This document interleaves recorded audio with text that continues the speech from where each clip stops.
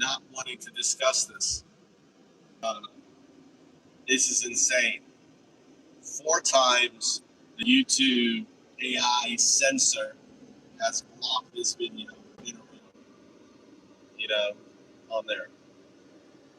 And the simple fact is, what's happening is, I may have to just do record the video and then upload it because of the censorship that's happening on YouTube.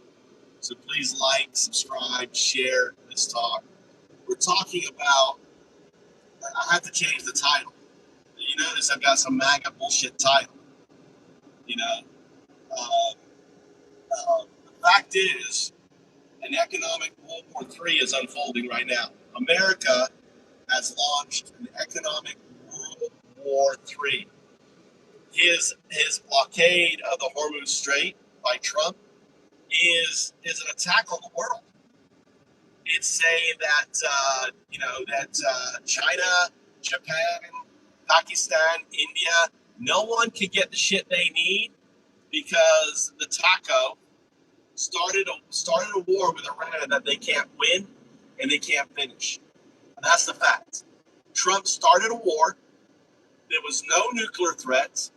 Iran has not attacked anyone, right? Maybe they're proxies. If you want to say Hezbollah and other things, but who, deal with the proxies, squish them, go into Yemen and completely smash them. Right? But Iran hasn't fired any shots on any Americans. Iran hasn't killed any Americans, nor has Hezbollah, nor has the Houthis. They haven't killed any Americans. They've been fucking around, with the straits and other things and holding ships hostage. And what happened to America first? The whole idea is America first, meaning we don't give a fuck about the world. We only care about America. Well, that's what it comes down to. This economic World War III is all about the MAGA agenda to bring down Asia, to bring down the global economy, to force companies and countries to basically adopt the dollar, build manufacturing back in America and everything else. I think this ain't gonna work. I mean, it's just an insanity. It ain't gonna work. This is what's gonna happen. It's already happening. Japan is having secret talks with China, with Russia and China to bypass, to get their stuff from Russia through the Chinese pipeline. So Japan is already talking to Russia and China. This action is not going to pull Japan closer to America.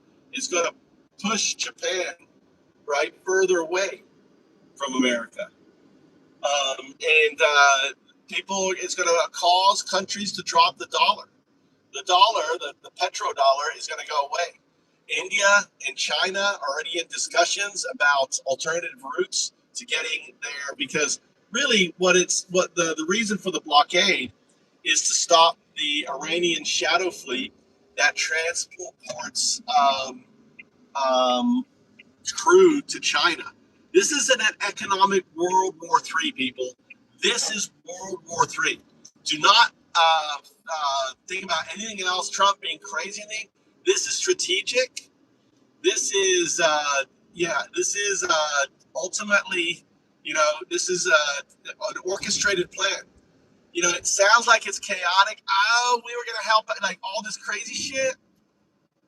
I just did a deep dive into all of this with AI, and I did game theory pattern matching, and this ties to Project 2025, the Heritage Foundation, looking at all the strategies. This is an escalation of the tariffs. This is the next escalation of the tariffs. This shit is not some crazy Trump maneuver. This is, let me say it again, economic World War III. Trump wants to stay in power. Trump wants international crisis. The only way Trump and his cronies don't go to fucking jail, don't end up in front of the Hague for war crimes, is World War III. Selling the bonds fucks everyone. selling the bonds is fuck the whole global. That's like burning everything. I already role played this. I already did the game theory on that. I thought the same thing. Selling bonds. Maybe the threat of selling bonds. Maybe, but the selling of bonds fucks everything. Fucks all the countries. Throws the whole world into a depression. Right. So selling bonds won't work. Right. It sounds like a simple solution, but it's not. It's a complex problem. So but the reality is that all this maneuver is pushing everyone to China. It's pushing everyone from America. They're not going to capitulate to America. What Trump wants, what MAGA wants, this idea of bringing all the base ain't going to happen. And the thing is here's the other thing that's going to happen is we are bankrupting ourselves. So we are bankrupting. America is bankrupting. We're spending $1 billion a day. Think of the free health insurance. Think of the free education. Think of paying off we could have paid off all of the health insurance debt in America. We could have done that the first week. The first week of this bullshit, we could have housed all the homeless. We could have made America, we could have fixed all the roads. Like all the shit Trump said. Why are we starting new wars? We got roads to fix. We have infrastructure to fix. We have bridges falling apart, right? But instead, this is what a Nazi does. Trump is worse than fucking Hitler. It is 1938 now, right? It's really 1934 going on to 1938. This is an economic World War III. This is thought out. This has been algorithmed out, and this is what they're doing. And they're planning, they're hoping that the world will capitulate, but they're not going to capitulate, right? For example, Japan only has 14 days of plastic, right? Toto, the toilet manufacturer, right? As just said, they're not taking any new orders. Toyota has stopped producing cars. This is a domino effect. So you're seeing the first domino was they closed down the oil production sites in Saudi Arabia. That's domino one. Now you're seeing plastic companies in Japan, right, and around the world are turning off. They're shutting down their manufacturing. This is going to impact. Understand what Japan produces like 70% of what you need for semiconductors. 70% of what you need for semiconductors to run AI, and that is the only thing propping up America, comes out of Japan. This is strategic. Trump wants to crash everything. These billionaires, these Epstein-class billionaires, Trump has all this leverage on all these individuals because that's why we're not seeing the other 2 million documents. The other 2 million documents is all the shit that's on the politicians, like Schumer, like Pelosi. I don't know Pelosi. Pelosi's husband. Who knows, right? On all of the Republican, the GOP, Lindsey Graham. They got pictures of him. Sucking on some boy's penis. Miss Lindsay. They got video of him with underage boys. I bet Mossad has videos of Lindsay with underage. Look, you got a foreigner there. Is that your English teacher? Right. All of this. It's all it's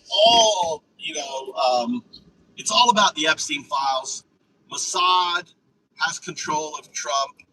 The only way out of this is if we release the Epstein files and we basically rip the Band-Aid off and we see all the corrupt politicians, all the corrupt billionaires, right? Everyone who's dealing, who have compromise on. Trump isn't releasing the 3 million files, 2.5 to 3 million files, because that's the files with the juice. Trump is using those files to control the politicians, to control the industrialists, everything else in America. Everyone else in the world is kicking people off. I mean, fuck, dude, they're going after princes, for Christ's sake. Prince Andrew. Which way am I going? That way or that way? Huh? Oh, there. Anyway, so it's just insane.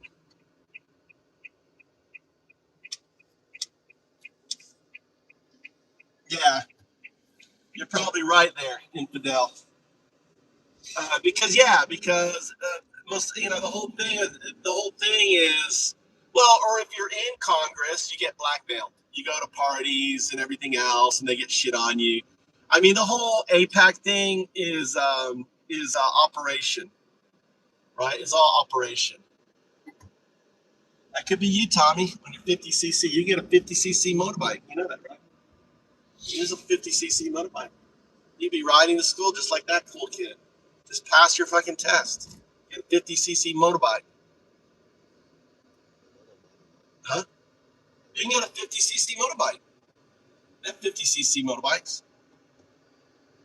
And then you... Why might you even stop it? Just get out.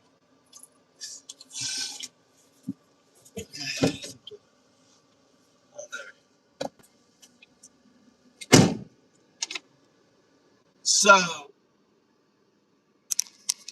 man, I feel like a dirty old man in college. There's so many beautiful college girls. I look around, I'm like, oh God, I can't look there.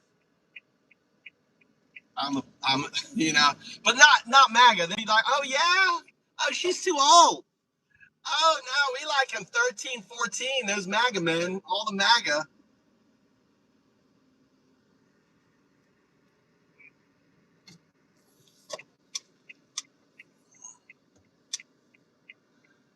Holy war.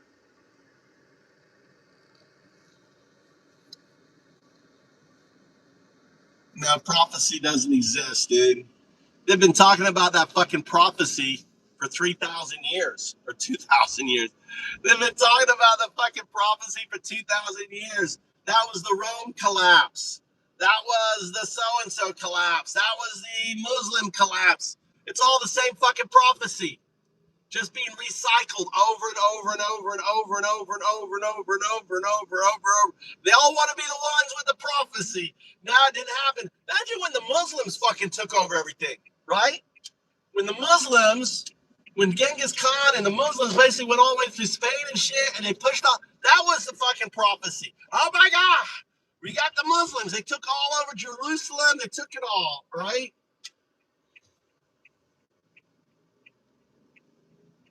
This is fucking stupid. Yeah, I mean, MAGA is Iran, right? We have Iranians in America. They're called MAGA. They're fundamentalist Christian. They don't believe in fucking anything, right? They believe in some holy war. We got them now in the military, renaming the military. We got a crisis of officers who basically telling their soldiers that this is some sort of fucking holy war. I mean, they love Iran. They want America to be like Iran, with one national religion, with a Shia class, controlling women, making them have babies. I mean, this is the shit that we got in America. They want an Iranian. They're jealous. MAGA is fucking jealous of Iran. They want a Christian nationalist Iran. That's what they want. Iran is their fucking role model. They're jealous of Iran, right? They're jealous of the factions and everything else. That is exactly what they want, right? They're in love with Iran. They fucking love Iran. They can't stop thinking about Iran, right? Exactly it. A fucking wet dream, Iranian wet dream. It's insane.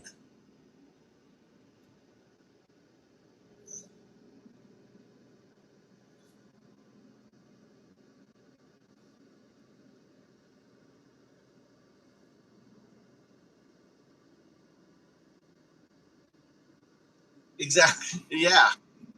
It's just insane. It really is. It's completely bonkers. It's completely bonkers. It really is. Let's listen to some music. Let's get some music in here.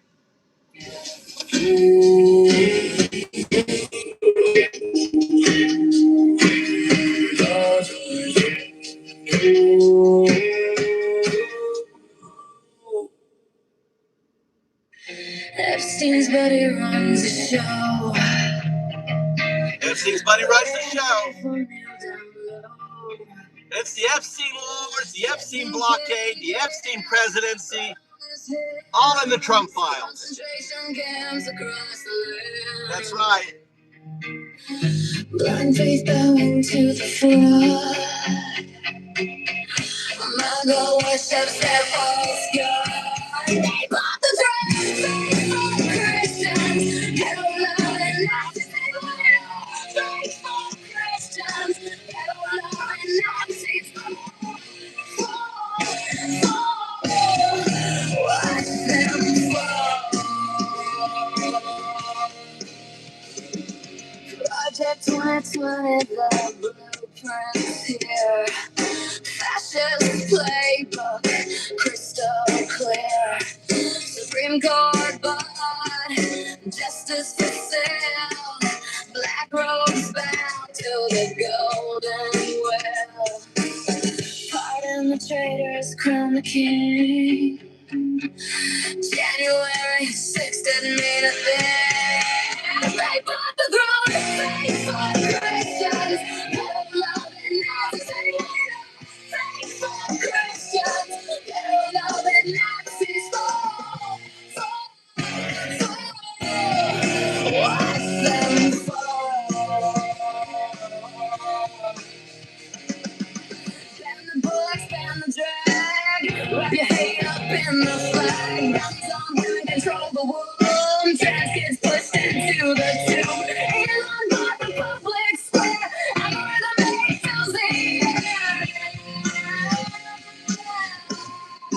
They bought the throne, fake for Christians. Pedo loving Nazis, they want it all. Fake for Christians. Pedo loving Nazis. Fall. Watch them fall. Deportation raids at dawn. Family shattered, father's gone. Feed the poor, the billionaire greed. Oligarchs plant the poison seed. They starve the hungry, let the sick man die. Steal the bread, then ask us why. They bought the throne, fake for Christians.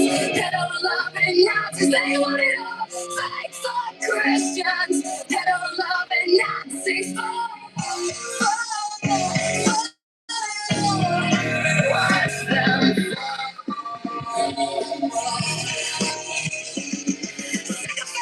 cowards, insanity. They feast on our humanity. Blind faith is pretend God. Kissing the rain, kissing the rod. But sirens falling in. You're listening to Antifa FM. It is open source music. You don't have to worry about copyright. You can play it loud, use it in your videos, right? Share the revolution.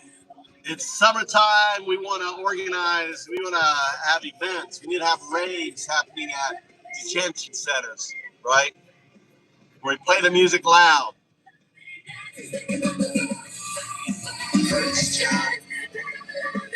This is Antifa Radio coming to you live. It's the voice of America coming to you live from Japan. I'm your host, the Raving Antifa. I'm the head of Antifa Global. I'm hiding from the NSA, hiding from the CIA, living in my car, moving around, right? From place to place, playing the music. No, not really. But anyway, it sounds good. It sounds strategic. Oh, yeah. Faster than we can explain. Shared sapiens. We're human minds and machine intelligence. It's a great channel. If you guys don't know, Shared Sapiens. The fourth grand emergence happening now. Daily at sharedsapiens.com. Shared Sapiens. Think forward. All right. A lot of things going on. We have World War III, economic World War III unfolding in the world under Trump, under MAGA. These are fake fuck Christian. They're persecuting other Christians. That's why they're fake fuck Christians. If you are a Christian and you're persecuting other Christians, then you are a fake fuck Christian. The Bible says in Leviticus 19, passage 31, it says to treat the foreigner as you treat yourself. Love the foreigner, because the Christian, the Israelites, were foreigners. So God even says, now listen, I'm an atheist, but I know more of the fucking Bible than these dumb fuck MAGA Christians, right? Number two, they're pedo lovers. They love Trump. They're pedo lovers. They love the pedo, right? What's up, Leon? And number three, they're Nazis. So welcome. We got Leah. Hey, Leon, let me give you your colors, dude. Add moderator. You're not a moderator. We don't have moderators in here. I given you your hammer there. All right. Leon, let Leon whack the next dumb fuck, guys. Hey, Al, let Leon. All right, he's OG YouTuber. We got an OG YouTuber in here. Let Leon whack the next dumb fuck. Guys, let some of the new people whack the dumb fucks. We got some new people. If you're new to the channel, type 1. If you're new to the channel, type a 1 in the channel. If you're new, right? If you're new, type a 1. We don't have moderators in here. We have stakeholders. If you're blue, you are a stakeholder. If you're a managing director, then you are if you're a Al, you're not new. What's Al talking about? Right? What's Al talking about? Oh my God, we got another OGer in here. Add moderator. Oh my God. Oh look, Jan Taylor. We got another OG. We got two OG YouTubers in here. Welcome, OG. An OG YouTuber, basically someone who's been on YouTube more than 15 years. If you've been on YouTube more than 15 years, then you're OG. You're an OG YouTuber. I have great respect for you OGers. Right? Welcome, Jan. So Jan and the other dude, the other OG guy, Leon. Leon, welcome to the channel. You're here. You're here now. You got your hammer. You get to whack some bitch. There's nothing better when the dumb fuck, I mean the Trump supporter dumb fuck comes in here and you get to squish their little fucking head. Like, get the fuck out of here. You can bitch slap them for 10 seconds. You can pop them for a minute, or you can knock the fuck out for 24 hours. It's up to you, right? There you go. There you go.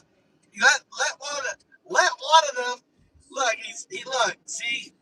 This is a closet homosexual outing himself, right? He's outing himself. Spanky spank spank. Spanky spank spank. Spanky spank spank. This is a closeted homosexual. You know when a person comes into a stream and the first thing out of their mouth is pedophilia or homosexuality because they are a pedophile or they're a homosexual, but they're in denial. So that the thing that's on their unconscious mind is what they are. So that's a prime example of a closet homosexual coming in here and outing himself, right? By calling me a homosexual. There you go, Ace. Nice. Kittens were letting the new people whack people. Sorry, guys. Leon, kittens got in there. All right, on there. There you go. Whack the homosexual. Try Leon. There you go. Here's Leon.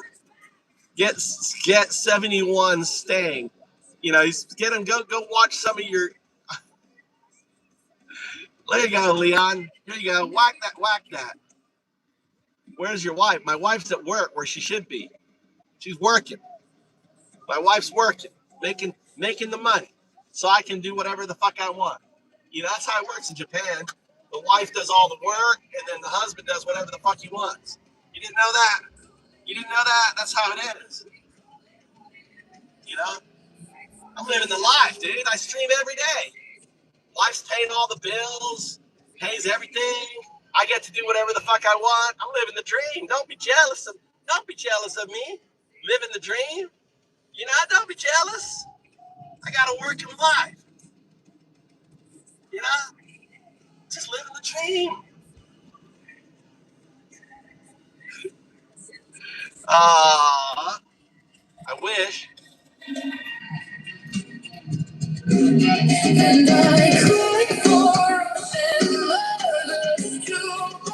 Sons who died for Putin's lies.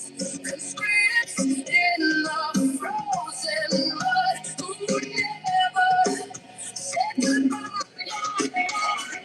They didn't choose this war. They're buried without names. 200,000 coffins and the land feels no shame.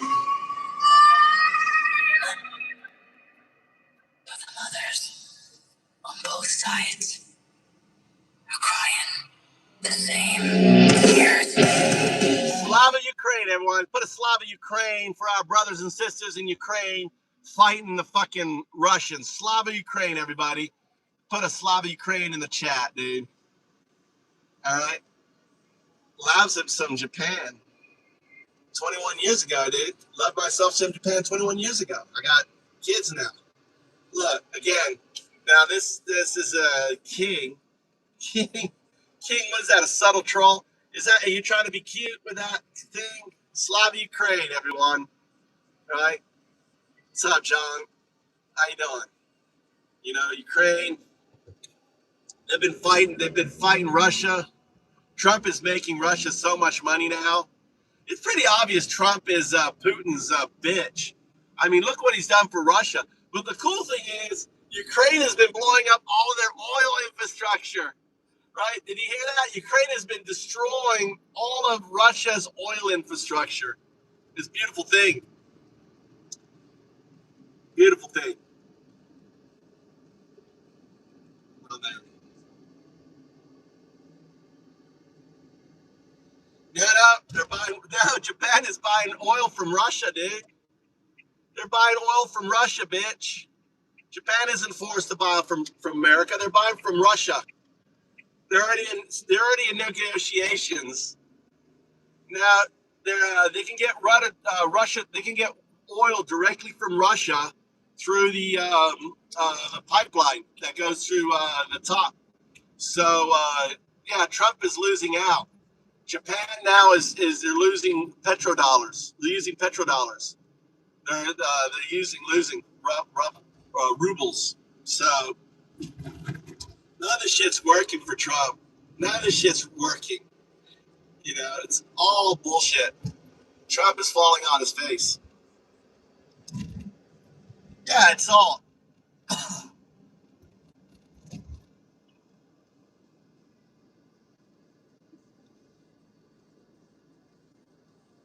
Yeah, I mean, everything is going to go up. You have to understand, everything goes up.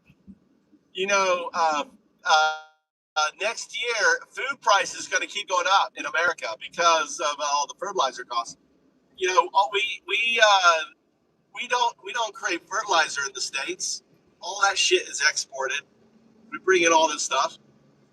In the global, because we live in a global market, our oil goes up. It's not like we're in a separate thing, like we're selling the oil cheaper. Our oil goes up.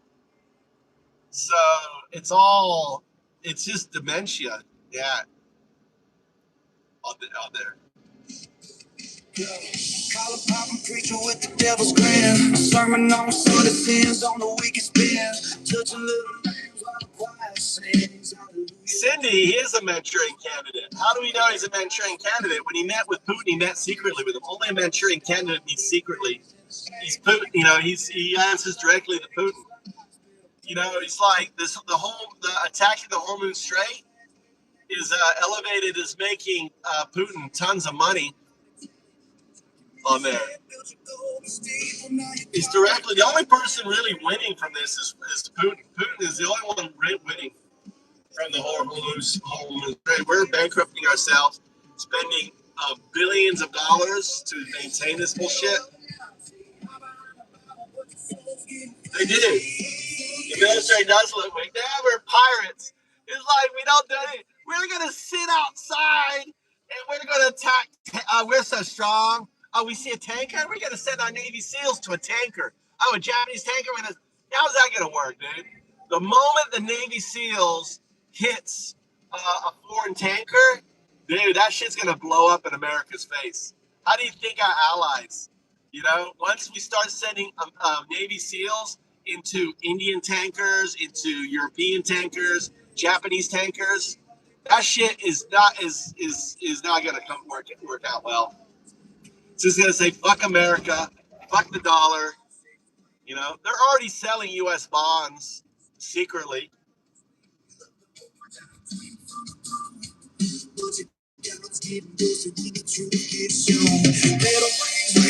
Collection play, Nazi youth groups in the basement, ceiling fade. We undocumented, but our files undocumented too. Burning through the hypocrisy, straight exposing you. No more turning cheeks, we flipping the script. Revolution in the rhyme, watch the empire slip. Yeah, you have to understand what this is all about. This is all about the midterms. You understand that, guys, right? You understand this is about the midterms? Trump wants a World War III. The only way for him to stay in the power is to have a gray swan event where nations turn against him and he's a wartime president and he can't leave office. That's the only thing, right? This is what he's after.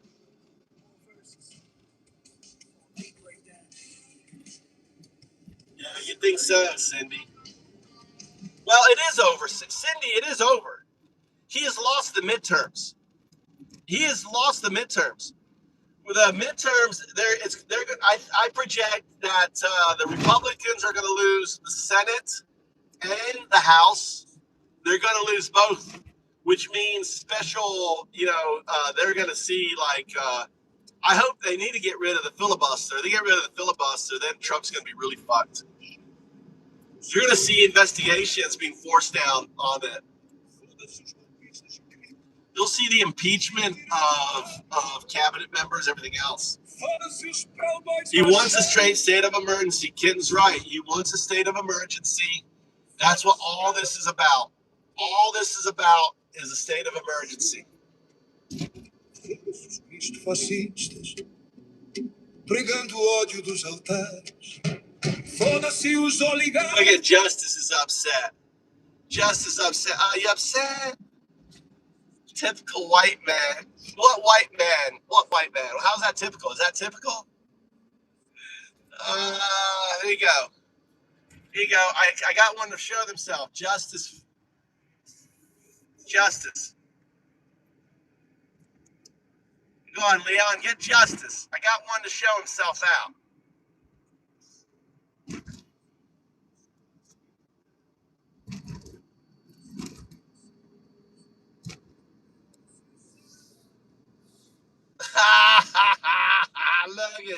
Look at Justice. Look at Joseph. Joseph, what are you talking about, Joseph? There you go. Did you get him? Kittens again. Leon is supposed to get it. Leon, do you know how to like whack a maggot? Do you know how to whack a maggot, Leon? Leon, do you know how to whack a maggot? You touch them and then you time out and you got a choice, 10 seconds all the way down to 24 hours. How hard do you want to punch the son of a bitch, right? So think of the timeout is how hard you are punching them or bitch. 10 seconds like a bitch slap. Get the fuck out of here, right? I know, Leon. It's fun. Kittens keep stealing your thunder. You press on their name. Oh, that's a bitch. Oh, there's a bitch. You press on their name, a menu pops up, and then there's timeout, and then you got a menu. How much of a bitch slap do you want to? How much of a bitch slap do you want to give him? Do you want to give him a 10 second? Stop. Stop being a bitch. Or do you want to lay the motherfucker out, knock his ass out? That's 24 hours. That's like an uppercut, and the guy is knocked out, right? 24 hours.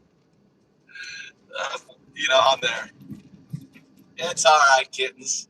It's all right. I'm just trolling kittens. Kittens are good. Good kid. Anyway. Yeah, they're a bunch. It's insane.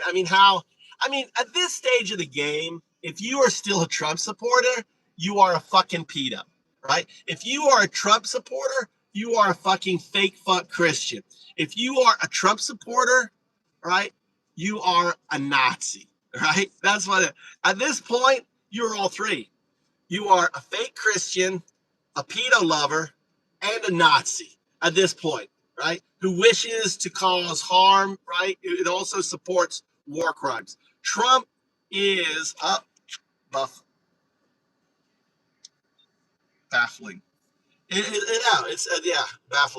At this point, if you're still supporting Trump, dude, you are so gone down the fucking rabbit hole. It's unbelievable.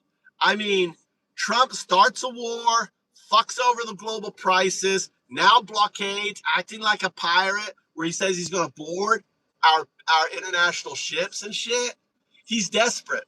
The guy is desperate. They're completely brainwashed. They're completely, they're moronic. I mean, they are literally, they don't have any frontal lobe. I mean, they show, I don't know. I can't even explain them. All right. I am so flabbergasted with the reality of MAGA. I can't even wrap my brain around how these motherfuckers, these fake fuck Christian, pedo loving Nazis, can actually still exist, right? It's insane. The Trump files, that's right. Trump is a living goose bag, all right? Let's see, channel activity. 13 years. Let me give you your status, too. There you go. Here, I'll give you your hammer. Welcome to the channel there. God help us. Plus 2 days. Right? We are, and this is what people don't realize. This shit is not going to fix itself. This shit is long term. They think, oh, when it opens up, everything, gas is going to go. No, gas ain't going to go down. Food ain't going to go down. Prices ain't going to go down. Plastics ain't going to go down. Like the cost for cheap body product, everything is going up, right? Exponential. The cost of food next year, it's going to bankrupt all these people, right? It's going to bankrupt good people. People can't afford their food. They can't afford their cars, right? EV sales are out of the fucking roof, dude. Every EV electric vehicles are selling out all over the world. Like in New Zealand, they sold out in one day. They sold all their EVs in New Zealand. All the EVs were sold. They have no EVs for sale anymore in New Zealand. Same thing with Australia. Everyone went because Australia, they had no gas and shit. They're like Trump is against EVs and shit.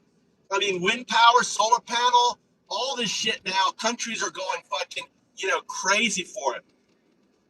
They realize the importance of being energy dependent.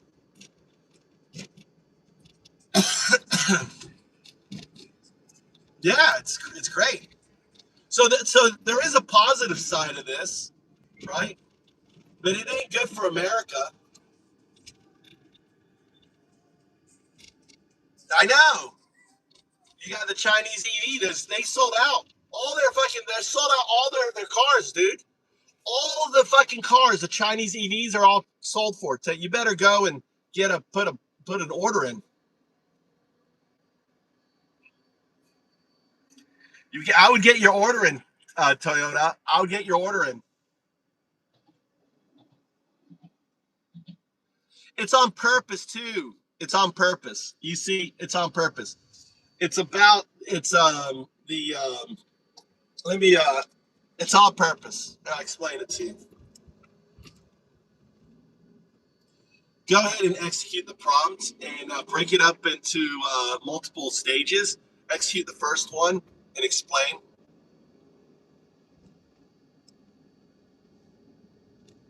Let me break it down to you what this is, okay? Right? Using game theory.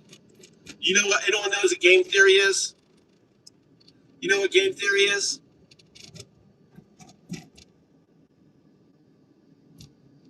You know game theory? So what game theory is, you probably anyone heard of game theory? type 0 if you don't know what game theory is. Type 1 if you do. Right? I've heard it. Type 2 if you're unsure. 0, 1, 2. 0, 1, 2. Now do. All right. 0, I don't know what game theory is. 1, I know what game theory is. I understand it really well. 2 is I kind of know what it is, but I don't know. Okay. Right? I kind of have on it.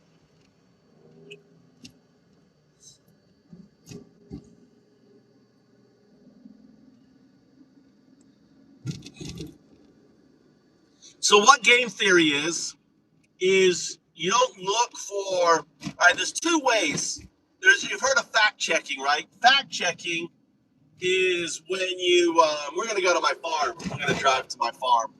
I got to spend a little time in my garden. I got a little garden. I call it my farm. It's my little garden. We're going to spend an hour. So we're going to drive out there and talk as I go. It's a beautiful day here in Japan. Look at Japan. All the rice fields are getting filled with water. Look at that. Japan becomes a land of lakes. Literally becomes a land of lakes. Everything is going to, in a week from now, next week, everything is going to be water. It's my favorite. This is my favorite time of year in Japan, right? Early April, right?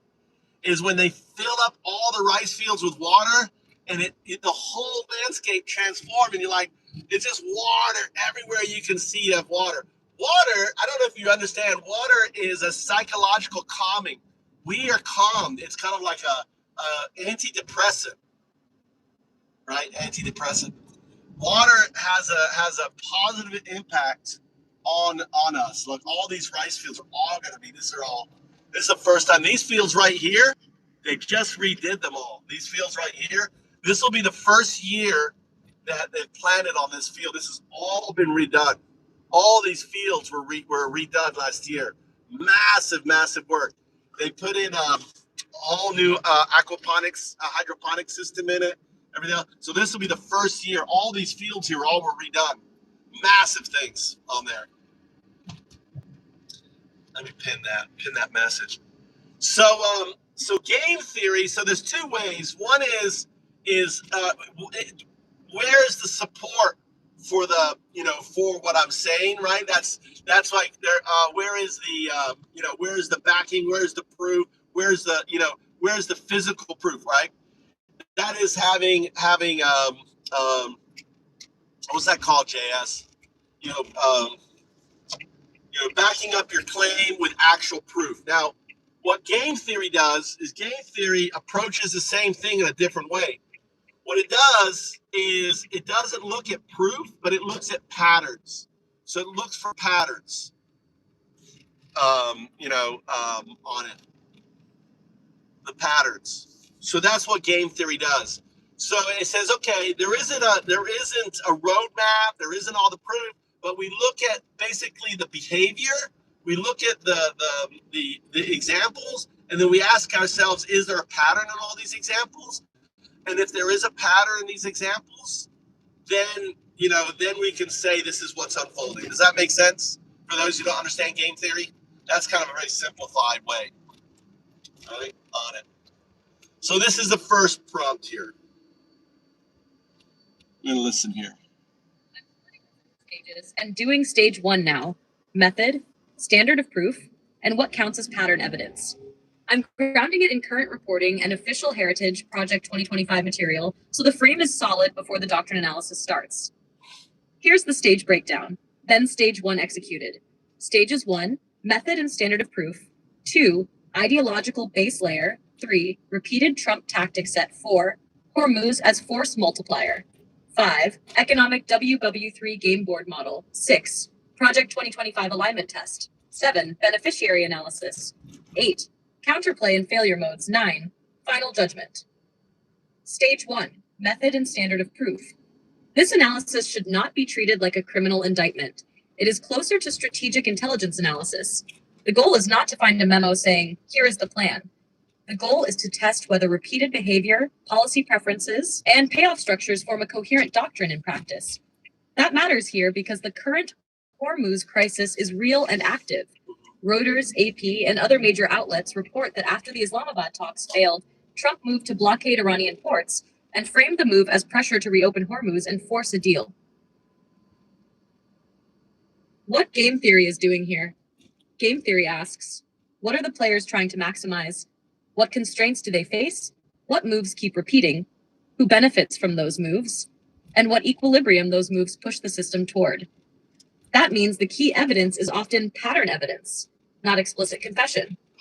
For example, heritage material tied to the broader Trump policy ecosystem explicitly argues for harder decoupling from China, selective tariffs to facilitate reshoring, stronger U.S. energy dominance, and renewed maximum pressure on Iran's energy, shipping, and financial sectors. Those positions do not prove a single master script for Hormuz, but they do establish the ideological and policy environment in which coercive choke point politics would make sense. The correct burden of proof. For this project, the burden is not documentary proof of secret intent, but evidence of strategic consistency. A strong case would show 4 layers lining up. 1, ideology. What the actor and allied institutions already say they want. 2, tactics, what they repeatedly do under pressure. 3, outcomes, what the moves actually produce in the real world. 4, beneficiaries, who gains leverage if the pattern succeeds. If those 4 layers converge over and over, you have a doctrine pattern even without a signed blueprint. Does that make sense? You understand? Hold on. There you go. How's that? Is that better for you? There you go. Look, I went from being ugly to being pretty. Woo! For all my MAGA fans out there. I had to put my makeup on for my show face. Gotta get my show face on. So you understand what game theory is, right? So we're looking for patterns. We're going to analyze this from a game theory point of view on that. Is that what you wanted? More, maybe Mordor wanted to get his griping on. I don't know. Counts as pattern evidence.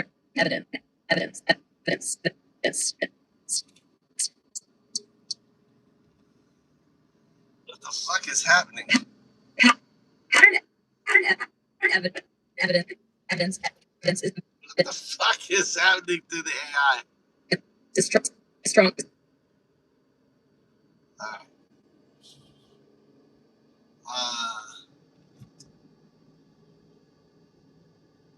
Loot. We're getting some loopage.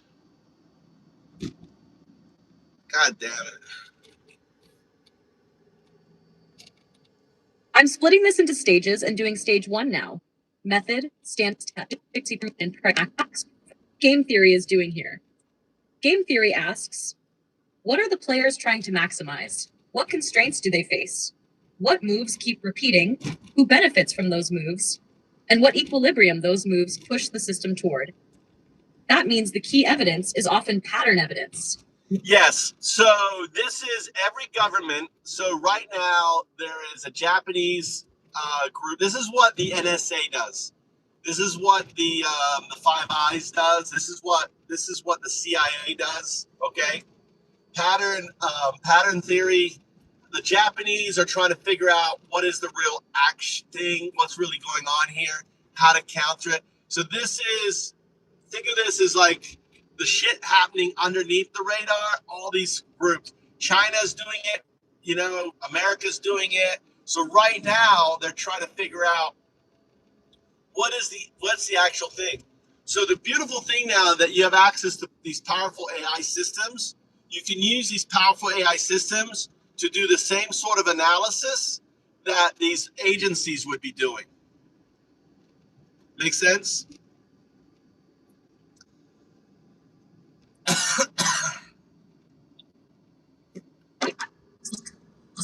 Not again.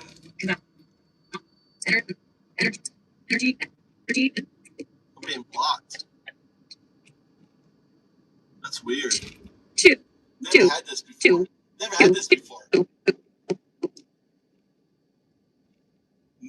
bug before. I can't pause. This is a weird glitch. This is kind of like a block glitch. I've never had this glitch, guys, have I? So what it's doing is it's stopping me. It's stopping me from doing this talk. I'm guessing this is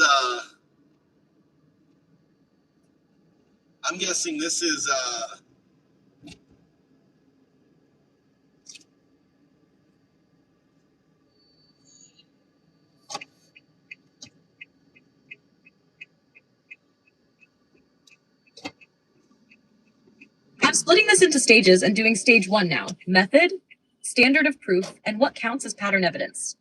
I'm grounding it in current.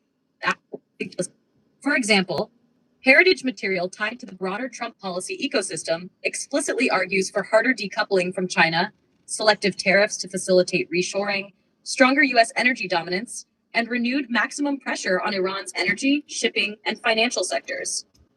Those positions do not prove a single master script for Hormuz, but they do establish the ideological and policy environment in which coercive choke point politics would make sense. The correct burden of proof. For this project, the burden is not documentary proof of secret intent, nope, but evidence of strategic consistency. Yep. A strong case would show 4 layers lining up. 1, ideology, what the actor and allied institutions already say they want. 2, tactics, what they repeatedly do under pressure. 3, outcomes, what the moves actually produce in the real world. 4, beneficiaries, who gains leverage if the pattern succeeds. If those 4 layers converge over and over, you have a doctrine pattern even without a signed blueprint. What counts as pattern evidence? Makes sense. Pattern evidence is strongest when all of these are present. 1, repetition across contexts. If the same tactic shows up in trade, sanctions, alliance management, and military crisis behavior, that is stronger than a one-off anomaly. Heritage's China material openly supports selective tariffs to punish China and facilitate. So what the AI is going to do is rate the pattern of everything. So the AI is going to rate, look at those 3 core things, apply it to everything, and rate it. Does that make sense? Right? If the move creates payoffs that match the actor's long-running goals, that matters. Heritage's energy dominance framing explicitly treats domestic fossil energy and nuclear power as tools for U.S. independence, price influence, ally support, and reduced dependence on China-linked supply chains. 3, same beneficiary map. If each crisis keeps increasing the strategic value of U.S. domestic energy, U.S. market access, U.S. naval protection, and U.S.-aligned reshoring, that strengthens the doctrine hypothesis. Current Hormuz reporting already shows the blockade is moving markets, threatening oil flows, and putting shipping access under U.S. military control. There's one guy, I don't know if you know, that they've identified one guy, he's made 16 plays, and he's won every time. And these are like $50 million plays, 16 of them. One guy has made 16 plays on the New York Stock Exchange, right, has won every single time. This is a grift. Predictable second-order effects. Real doctrine often reveals itself through repeated downstream consequences. Yep. In this case, Hormuz is not just about oil. Nope. Reuters reporting notes the crisis is hitting global energy supply, market confidence, and shipping flows, while Heritage's own China and energy material emphasizes dependency reduction, maritime vulnerability, and coercive leverage through supply chains. Yeah. Hashtag what does not count as strong evidence. These are weaker and should be labeled carefully. He probably wants chaos. Too vague. There must be a secret document. Wrong standard. Everything bad that happens helps him. Therefore, he planned all of it. Bad inference. Yeah. Project 2025 explicitly says blockade Hormuz. That is too strong unless directly documented. I did not find support for that exact claim in the material checked. What I did find is ideological overlap on China decoupling, tariffs, energy dominance, and Iran pressure. The working analytic standard. Use this 5-box classification for every major claim. Direct evidence, explicit documented statement or action. Pattern evidence, repeated behavior consistent across cases. Inference, reasonable conclusion from incentives and outcomes. Speculation, plausible but not yet well supported. Overreach, claim stronger than the evidence can carry. For example, Trump imposed a blockade after Islamabad talks failed. Direct evidence. Trump world ideology favors decoupling from China and using tariffs to facilitate reshoring. Direct evidence. The Hormuz crisis can function as a coercive reshoring shock. Inference, possibly pattern evidence if later stages show repeated beneficiary alignment. Project 2025 explicitly planned economic WW3 through Hormuz. Overreach on current evidence. The question stage 1 answers. The right question is not, can we prove the whole plan from one document? The right question is, do ideology, tactics, beneficiaries, and outcomes converge strongly enough that the pattern itself behaves like doctrine? That is the frame for the rest. Stage 1 conclusion. What would count as pattern evidence? Pattern evidence would be a recurring alignment between Trump world ideology favoring decoupling, tariffs, energy dominance, and Iran pressure. Repeated coercive tactics that raise the cost of neutrality and compress allies. Crisis outcomes that weaken rival supply chains and increase the value of U.S. control over energy, shipping, and market access. And a beneficiary map in which U.S. domestic energy, reshoring logic, and U.S. West-centered security systems gain relative leverage. That is the standard. Next stage is the ideological base layer, what Trump World and Project 2025 adjacent institutions actually want the global order to become.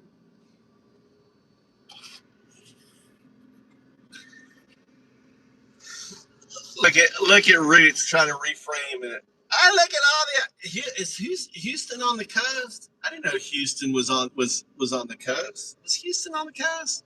I don't know my geography really well.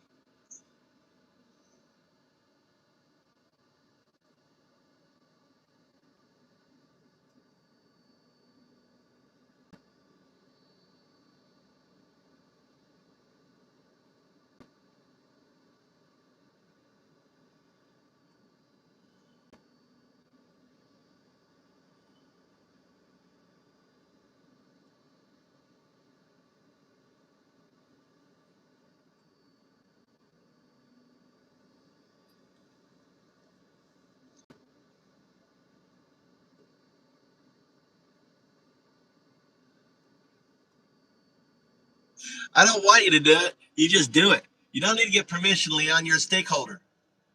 You can do it.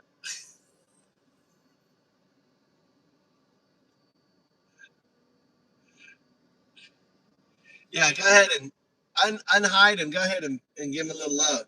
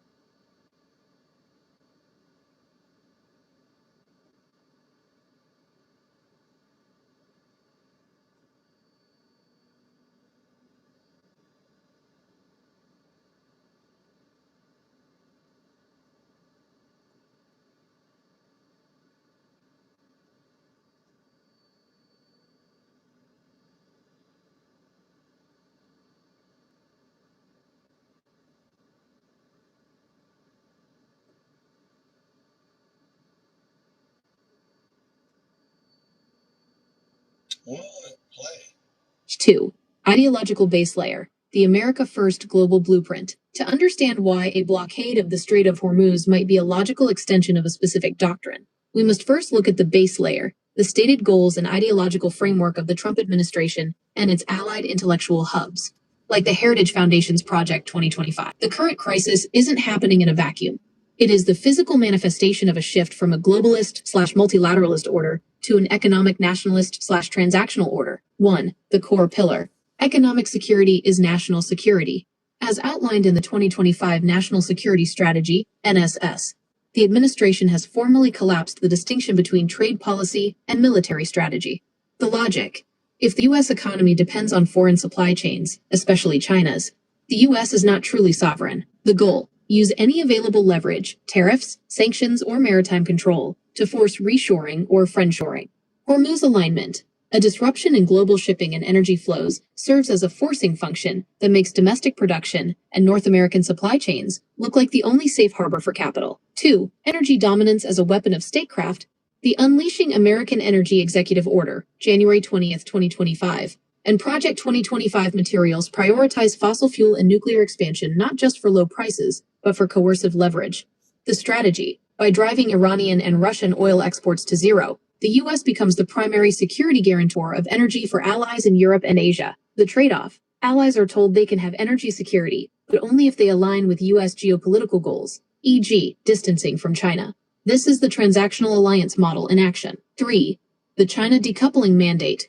Project 2025 and heritage-affiliated policy papers advocate for an aggressive, selective decoupling from the Chinese economy.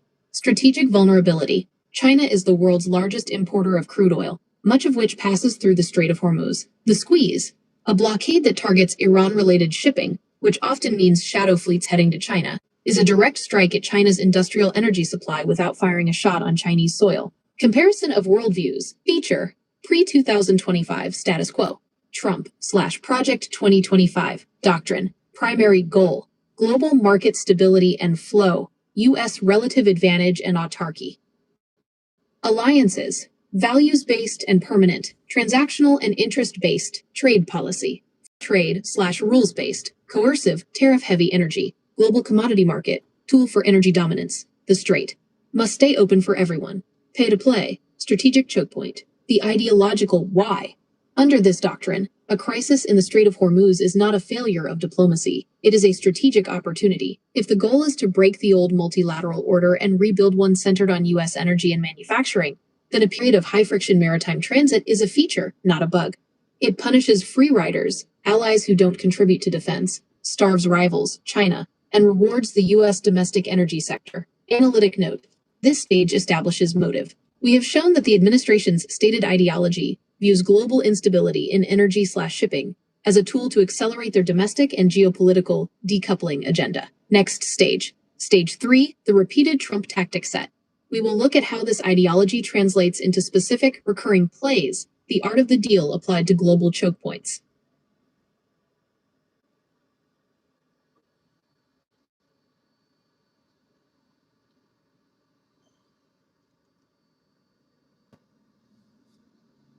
The art of a deal. Ain't a fucking deal.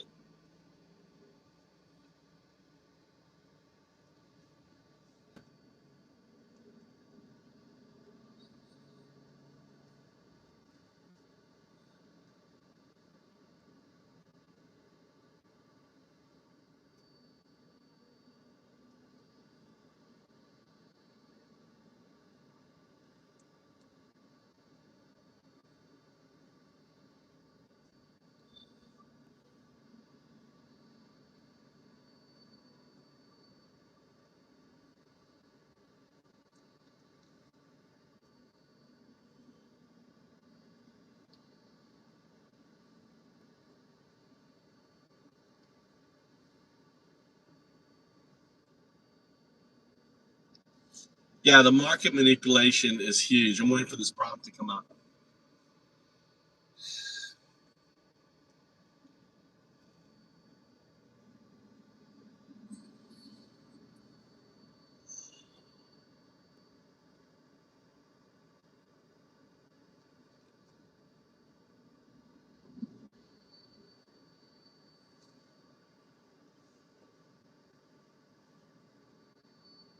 Just so you know what I'm looking at here. This is what I'm driving down, just so you know. I don't want anyone to think that I may run into someone. These are all the cherry trees. They're all losing their things. Like we were down here last week, and it was all, you can see the cherries now all coming down.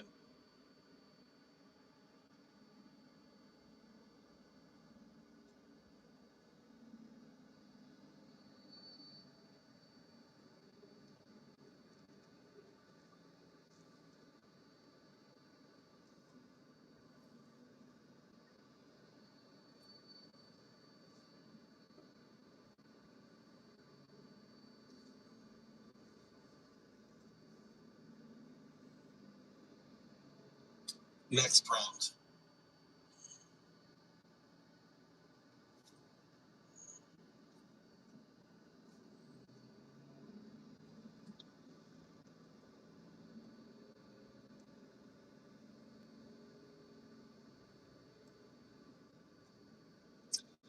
What's the end game?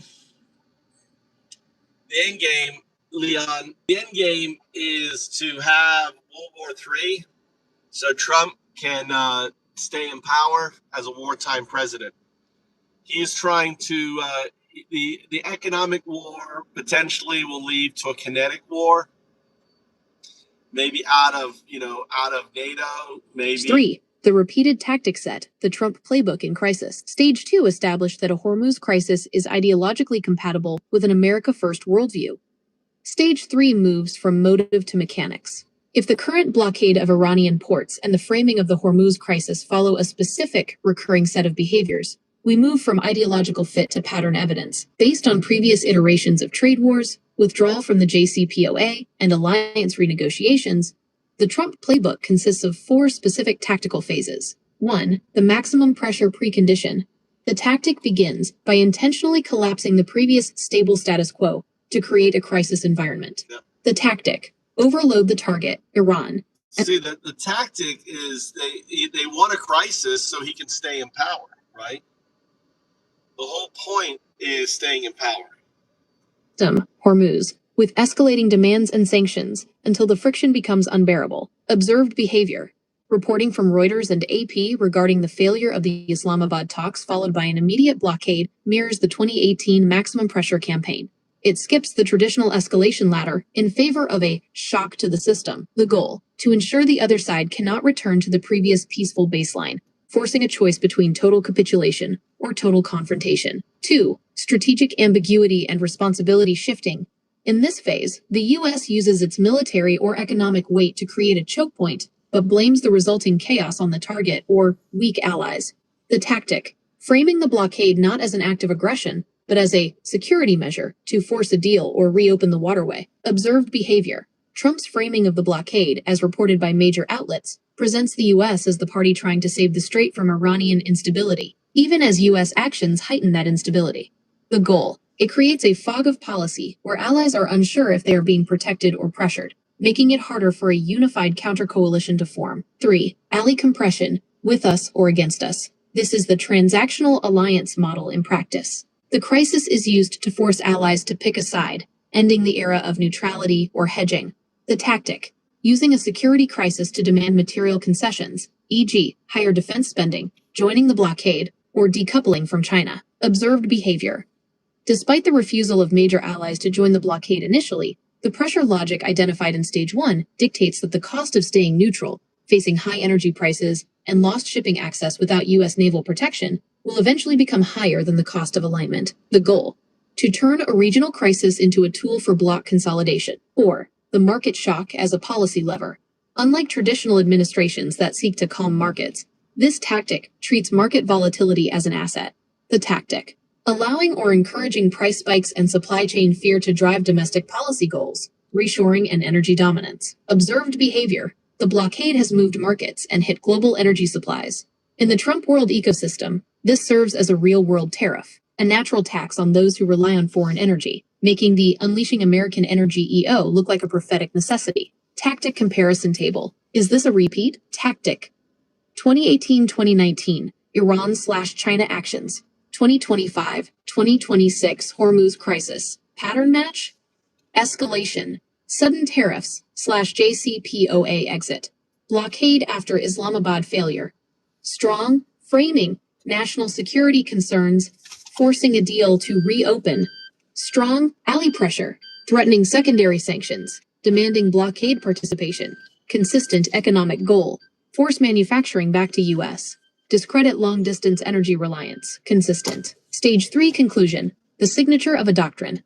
When you see the same play run in different stadiums, trade, NATO, Iran, the likelihood that the current Hormuz crisis is an accidental miscalculation drops significantly. The convergence of sudden escalation, responsibility-shifting framing, ally compression, and market shock usage suggests this is a deliberate application of a seasoned tactic set. It behaves like a doctrine because it relies on a consistent pressure and pivot logic that Trump has utilized for a decade. Next stage. Stage 4. Hormuz as force multiplier. We will analyze why the Strait of Hormuz specifically is the perfect geographic tool for this tactical set. How does this framing of the playbook feel? Does it bridge the gap between what they want, Stage 2, and what they are doing, stage 3, effectively. Do we want to do an addendum to this before we move to stage 3, the backfire, and play the dialectic? What do you think?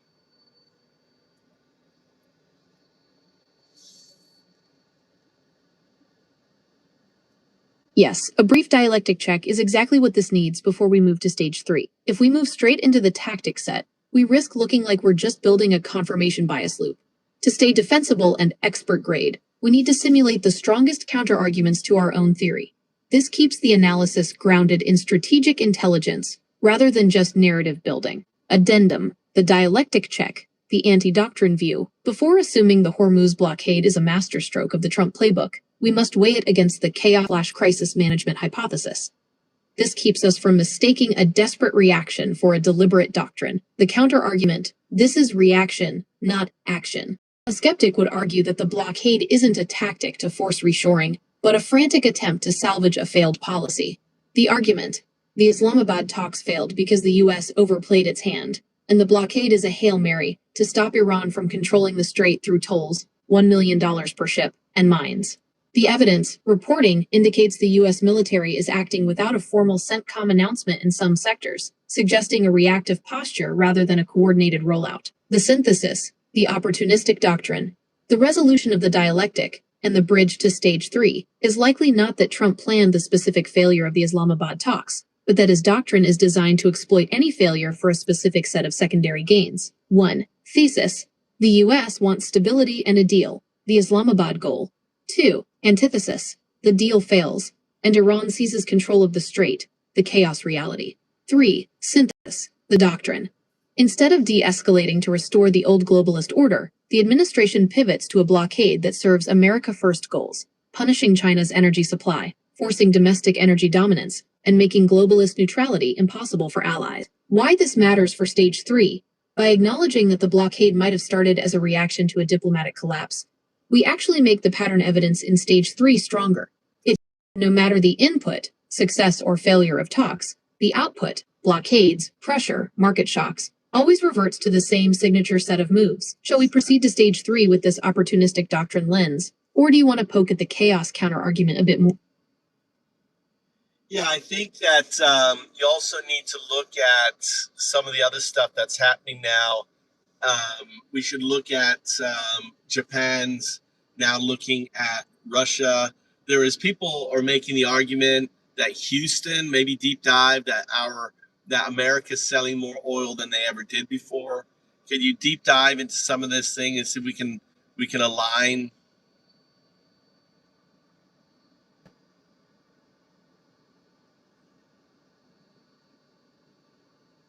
The addition of the dialectic check is essential.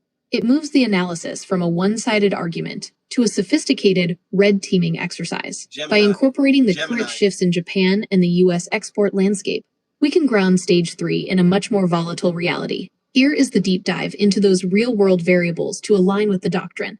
Addendum, the Hormuz realignment, Japan, Russia, and the Houston pivot. To test the doctrine, we have to look at how the players are actually moving their pieces right now. Two massive anomalies stand out: Japan's pivot back to Russia and the United States' record-breaking energy footprint. 1.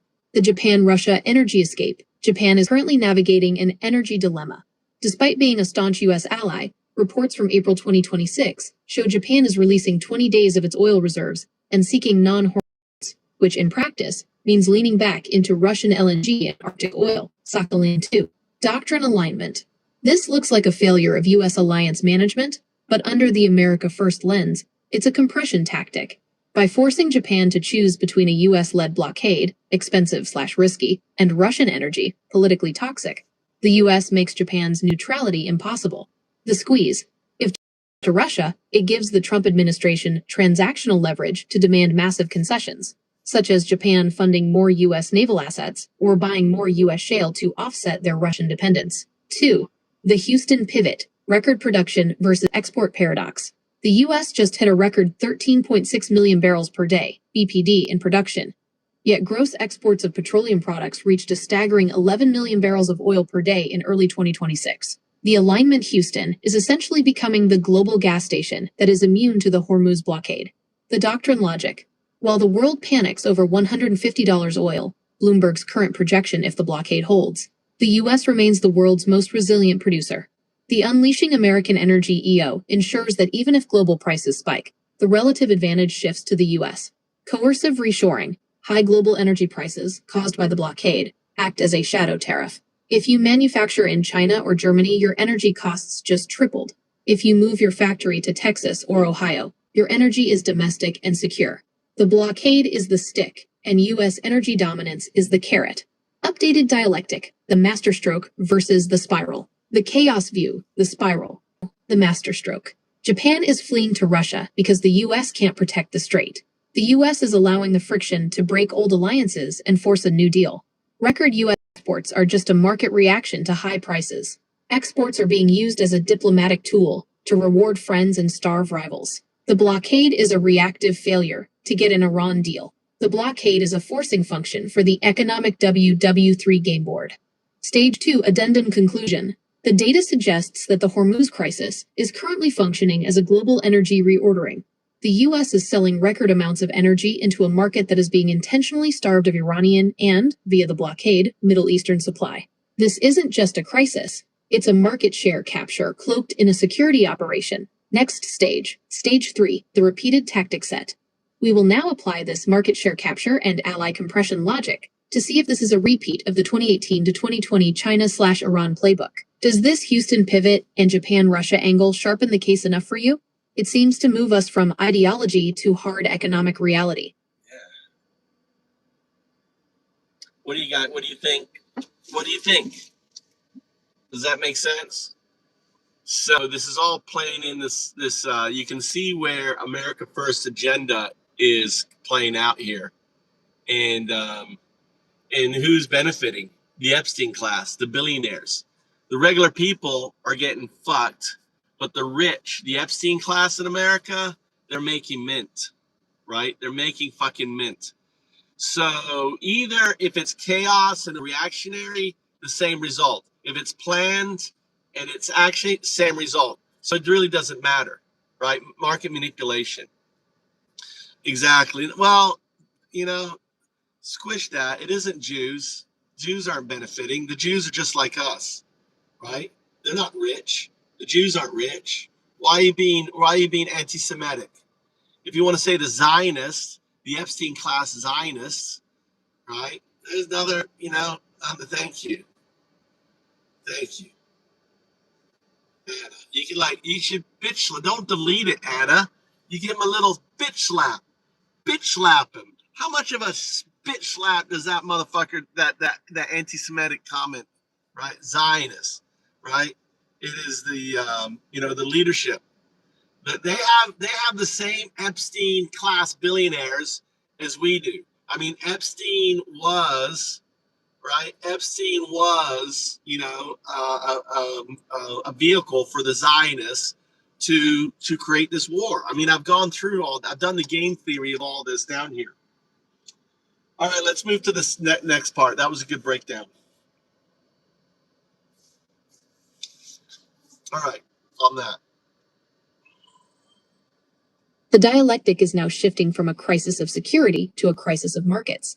And the data from April 2026 suggests that the Houston pivot and Japan-Russia movement. You see, Anna, it doesn't work. You gotta physically punch the motherfucker in the face. Physically, when I say that, it's metaphorically, right? Anna, try again. Or Leon. Leon, here's your chance, Leon. Leon, take care of that. Take care of that. That's anti-Semitic piece of shit. All right, we're not anti-Semitic in here. The Jewish people are just as wonderful as we are. All right. All right. The Zionists, the Epstein class within are the same. Are the ones that we're against. Right. So, Khan is a classic anti-Semitic Nazi. That's a Nazi right there. There's one of those MAGA Nazis right in there. Okay. Right. See you. You're a MAGA Nazi. Take care of the MAGA Nazi. Khan the Nazi. He's a Nazi. Fake fuck Christian. Peter, right?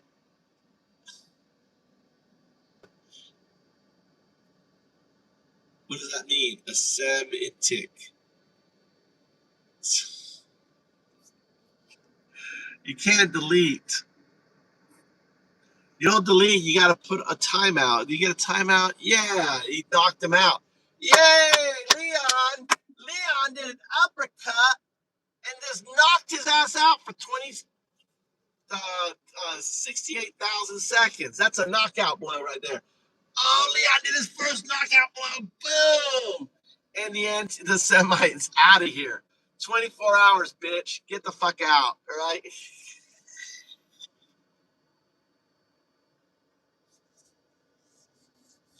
A Jew calling a Jew. That's too funny. All right, let's continue. Thank you. Are not just side effects. They are the new game board. Stage 3. The repeated tactic set, the Trump playbook in crisis. Stage 3 moves from motive to mechanics. By looking at previous iterations of trade wars and maximum pressure campaigns, we can see if the current blockade of Iranian ports, starting today, April 13, 2026, follows a specific, recurring pattern. 1. The maximum pressure precondition. The tactic begins by intentionally collapsing the previous stable status quo to create a high-friction environment. The move. Following the collapse of the Islamabad talks, the administration didn't return to diplomacy. It skipped the escalation ladder and went straight to a total naval blockade. Pattern match. This mirrors the 2018 withdrawal. It ensures the baseline of peace is destroyed, leaving the target, Iran, and the system, Hormuz, with only two choices: total capitulation or total confrontation. 2. Strategic ambiguity as responsibility shifting. In this phase, the U.S. uses its military weight to create a choke point, but frames the move as a corrective measure. The framing. President Trump has framed the blockade not as an act of war, but as a way to force a deal and stop Iran from collecting illegal tolls, $1 million, and laying mines. The outcome. This makes it difficult for a unified international coalition to form against the U.S., as some see the blockade as a necessary, if aggressive, response to Iranian maritime threats. 3. Ally compression, breaking neutrality. The transactional alliance model is now being used to force allies to pick a side. The tactic. Using the security crisis to demand material concessions. The Japan/Russia shift. Japan's move toward Russian LNG from the Sakhalin-2 project, despite political sanctions, illustrates the compression. If Japan wants energy security, the US-America First logic dictates they must either buy more from Houston or join the US blockade to earn their protection. Neutrality is now too expensive to attain. 4. Market shock as a real-world tariff. Unlike traditional administrations that seek to calm markets, this tactic treats market volatility as a policy asset. The 13.6 million barrels of oil per day and exports hitting record highs. The U.S. is the only major economy that benefits from high global prices. The doctrine. A blockade that drives Brent crude toward $115 on China and Europe. It punishes overseas manufacturing while rewarding the U.S. domestic energy sector, making reshoring to the U.S., where energy is abundant and secure, the only logical business move. Tactic comparison table. Is this a repeat? Tactic. 2018 to 2020. Trade. 2026 Hormuz Crisis. Pattern match? Escalation. Sudden tariffs/JCPOA exit. Immediate blockade after Islamabad. Strong framing. National security concerns. Forcing a deal. Divide to ending tolls. Strong ally pressure. Secondary sanctions threat. Demand participation in blockade. Consistent. Economic goal. Bring manufacturing home. Discredit foreign energy reliance. Consistent. Stage 3 conclusion. The signature of a doctrine. When the same play is run in different arenas, trade, NATO, Iran, the likelihood that the current Hormuz crisis is an accidental miscalculation drops significantly. The convergence of sudden escalation, responsibility shifting, and market manipulation suggests this is a deliberate application of the America First tactic set. Next stage. Stage 4. Hormuz as force multiplier. We will analyze why this specific geography is the perfect tool to collapse the old globalist system and cement the new one.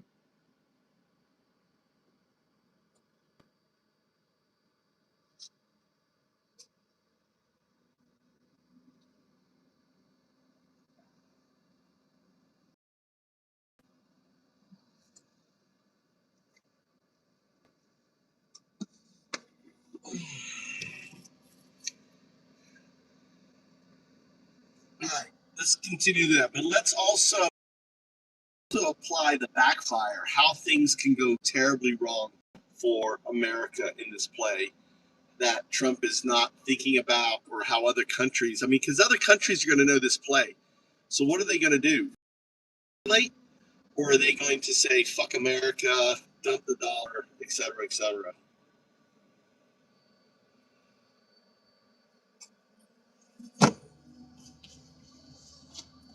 The America First playbook is high reward, but it operates on a razor's edge.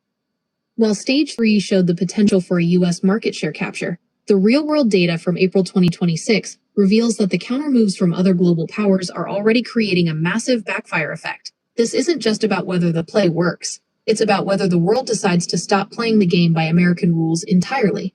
Stage 8. Counterplay and failure modes, the backfire. Strategic intelligence requires us to look at the asymmetric response. Other countries aren't just watching the play. They are actively rewriting the rules to bypass it. 1. The de-dollarization surge. The most significant backfire is the acceleration of de-dollarization. As the U.S. uses the dollar-denominated SWIFT system and naval power to enforce the blockade, rivals are moving to de-link their survival from the greenback. The move. Following the blockade announcement on April 13, 2026, reports indicate that Asian consumers, the primary buyers of Gulf oil, are increasingly settling trades in yuan, RMB. The failure mode.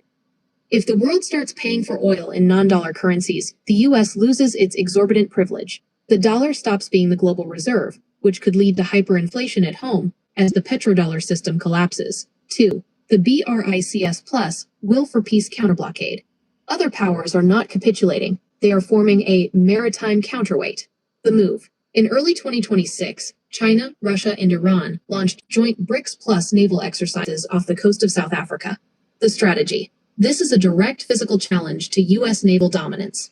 These nations are practicing protected convoys to escort cargo ships through contested waters, effectively telling Trump, if you blockade these ships, you have to sink a Chinese or Russian destroyer to do it. The backfire. This forces Trump into a binary trap.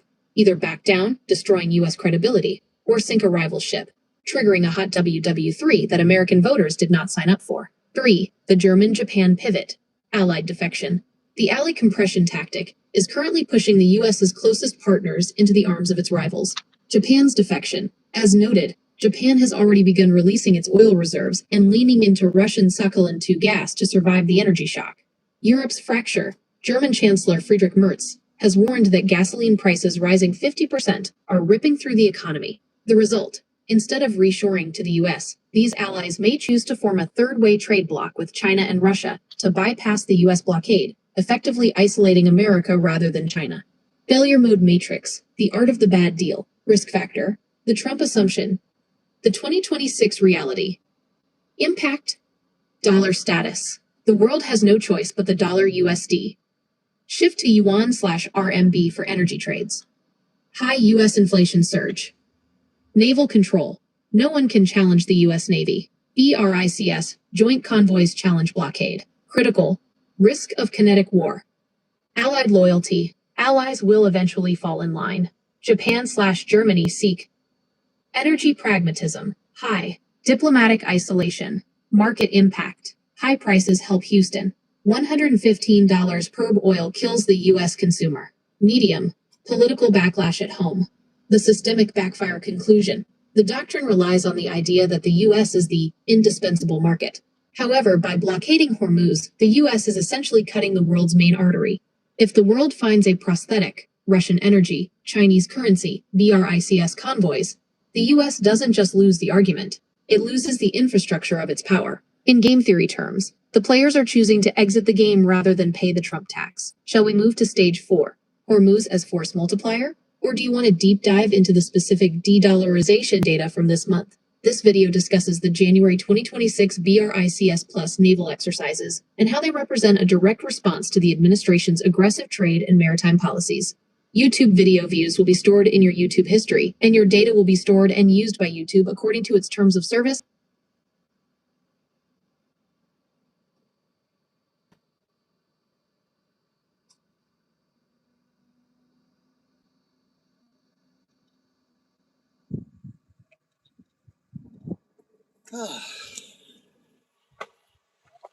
So what I'm doing down here is I'm taking the weeds and creating a ground cover. See the weeds, so I use the weeds, and as they grow back, I keep adding to the ground cover.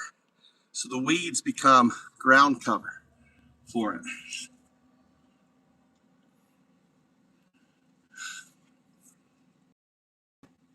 I want you to do a little side note here into the de-dollarization that could potentially happen. Explain how the domino pieces are falling for this regarding, for example, the plastic production, all these other things that most people realize is happening because of the Hormuz blockade. So all these industries in Japan and other places need to find this resource. We don't have 14 days. This stuff is going to take months to resettle. There you go. The Houston Pivot and America First strategy assume the world will eventually bow to U.S. energy and naval reality, but the current data from April 13th, 2026 shows a much more dangerous set of dominoes falling. It isn't just about oil prices, it's about the petrochemical foundations of modern life and the very survival of the U.S. dollar. Here is how the Hormuz dominoes are actually falling in the real world. 1. The Naphtha heart attack, plastics and electronics. Most people focus on the gas pump, but the real crisis is in naphtha, the liquid feedstock derived from oil used to make plastics, solvents, and chemicals. The Japan/Korea crisis. Japan relies on the Middle East for 40% of its naphtha. Today, Toto, Japan's giant bathroom manufacturer, suspended all orders for prefabricated bathrooms because they can't get the organic solvents and coatings needed for production. The domino effect. South Korean petrochemical plants are cutting production by 50%. This hits everything from car bumpers to iPhone casings to medical supplies. These industries don't have a 14-day fix. They operate on just-in-time supply chains that are now effectively severed. 2. The de-dollarization binary trap. Trump's blockade is forcing a, quote, survival choice on major importers like China and India. If they can't use the dollar to buy oil through the legal U.S. monitored system, they are simply abandoning the dollar. The yuan for oil pivot. Reports from late March and early April 2026 indicate that Tehran is leveraging the blockade to demand that all oil transit be settled in yuan, RMB. The structural failure. For the first time, major energy importers are agreeing. If this holds, the petrodollar recycling system, where countries buy U.S. treasuries to store their oil wealth, collapses.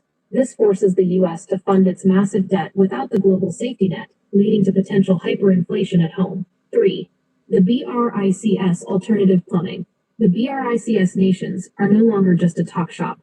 They are building the alternative plumbing of global finance to bypass the blockade entirely. Blockchain Payments, BRICS, has launched a blockchain-based payment system to settle trades without using the U.S.-controlled SWIFT system. The Supply Chain Guard. By using regional currencies and resource-backed trades, gold/oil, they are creating a parallel economy where U.S. sanctions and blockades simply have no friction. The domino table. Hidden impacts of the blockade. Industry. The hidden resource. Impact of blockade. Status. April 2026. Manufacturing. Naphtha/polymers. Costs of plastic pellets have doubled. Critical. Factories halting. Agriculture. Ammonia/fertilizer. Prices surging as Gulf exports stall. High global food price spike. Global finance. Petrodollars. Trade settled in yuan to bypass U.S. Structural. Dollar value dropping. Home goods. Organic solvents. Supply chains for coatings/paints dead. Moderate. Major halts. E.g. Toto. Conclusion. The unforeseen backfire. The Trump doctrine assumes that energy dominance means the world has to buy from Houston, but the world is realizing that U.S. energy can't replace the specific chemical complexity of the global market in 14 days. Instead of moving their factories to Ohio, reshoring, countries like Japan are looking at Russia, and countries like China are building a world where the dollar doesn't exist. This is the economic WW3 failure mode. The U.S. wins the battle for energy production, but loses the war for global financial and industrial leadership. Next stage. Stage 4. Hormuz's force multiplier. We'll look at why the administration might still think this risk is worth it, or if they've simply underestimated the speed of the de-dollarization dominoes. This video provides a deep dive into how the 2026 Hormuz crisis has caused plastic prices to double and disrupted global manufacturing supply chains. YouTube video views will be stored in your YouTube history, and your data will be stored and used by YouTube according to its terms of service.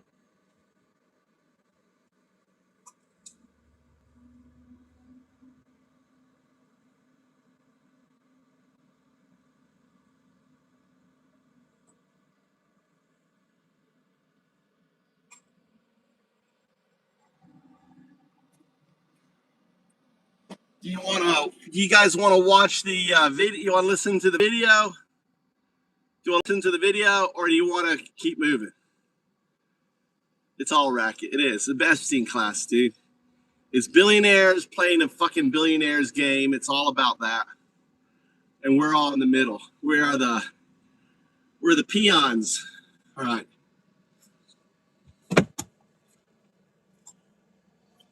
All right, let's continue the analysis. Move to the next stage.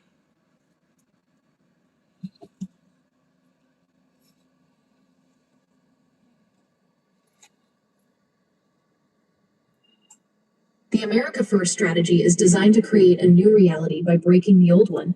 But as you pointed out, the dominoes aren't just falling, they are shattering in ways that traditional economic models can't keep up with. In stage 4, we examine how the Strait of Hormuz acts as a force multiplier. In this context, it isn't just a geography, it's a lever the administration is using to flip the entire global economic table. Stage 4, Hormuz as force multiplier, the industrial heart attack.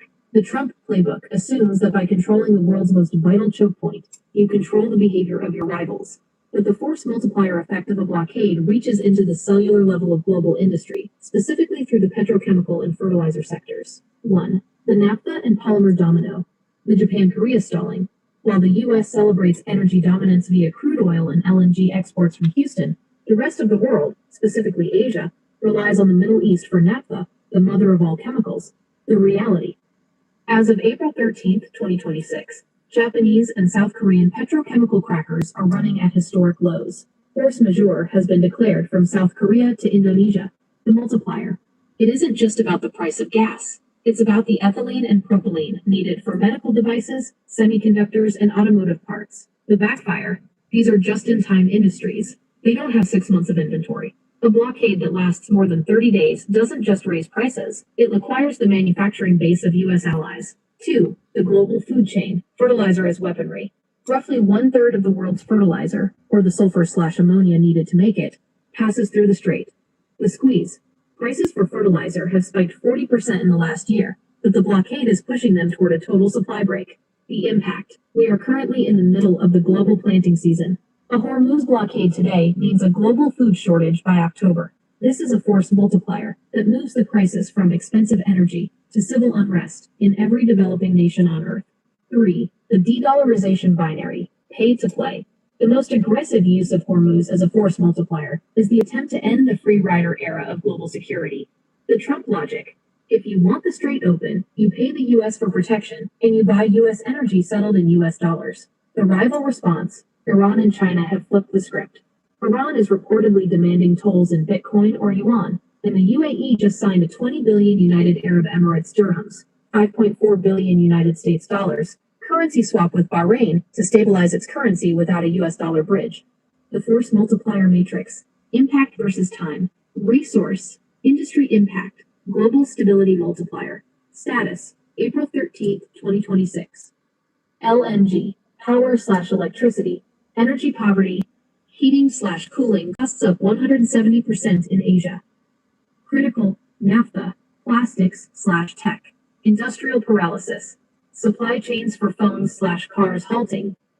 High, fertilizer, agriculture, famine risk, 33% of global supply blocked. Extreme, USD, finance, monetary exit, shift to yuan/gold to bypass blockade. Structural. Stage 4 conclusion. The indispensable trap. The force multiplier effect is working too well. The administration's goal was likely to make the U.S. indispensable. Instead, the blockade has made the Middle East to Asia artery appear so fragile that nations are frantically building a parallel world where they don't need the U.S. Navy or the U.S. dollar. The synthesis of this stage is the art of the deal paradox. If you make the cost of doing business with you too high, your customers don't just negotiate, they close the account. Next stage, stage 5, economic WW3 game board model. We will map out exactly how the world is splitting into two distinct hemispheres of trade and where the economic front lines are drawn. Does this industrial heart attack and fertilizer angle give you the depth you were looking for? It really highlights that months to resettle problem you.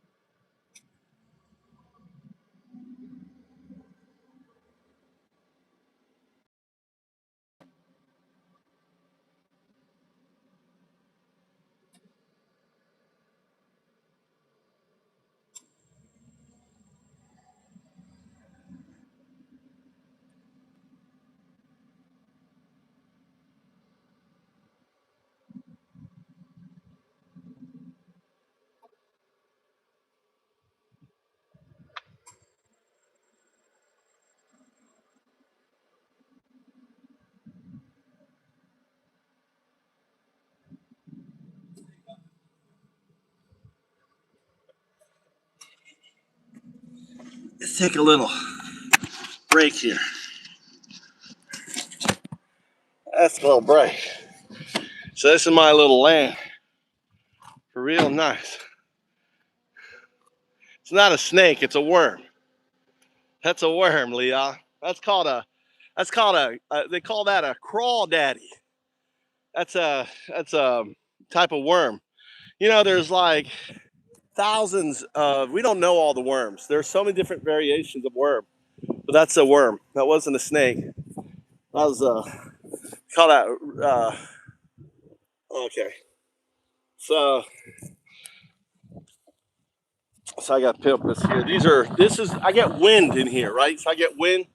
So this is right here. This guy right here, all this is going to grow up into you can see them growing up. This is called palm leaf raspberry right here. You guys have ever seen palm leaf raspberry? These are raspberry. These are like strawberries. They call it palm leaf raspberry on here. All right. So they grow about 2 meters tall.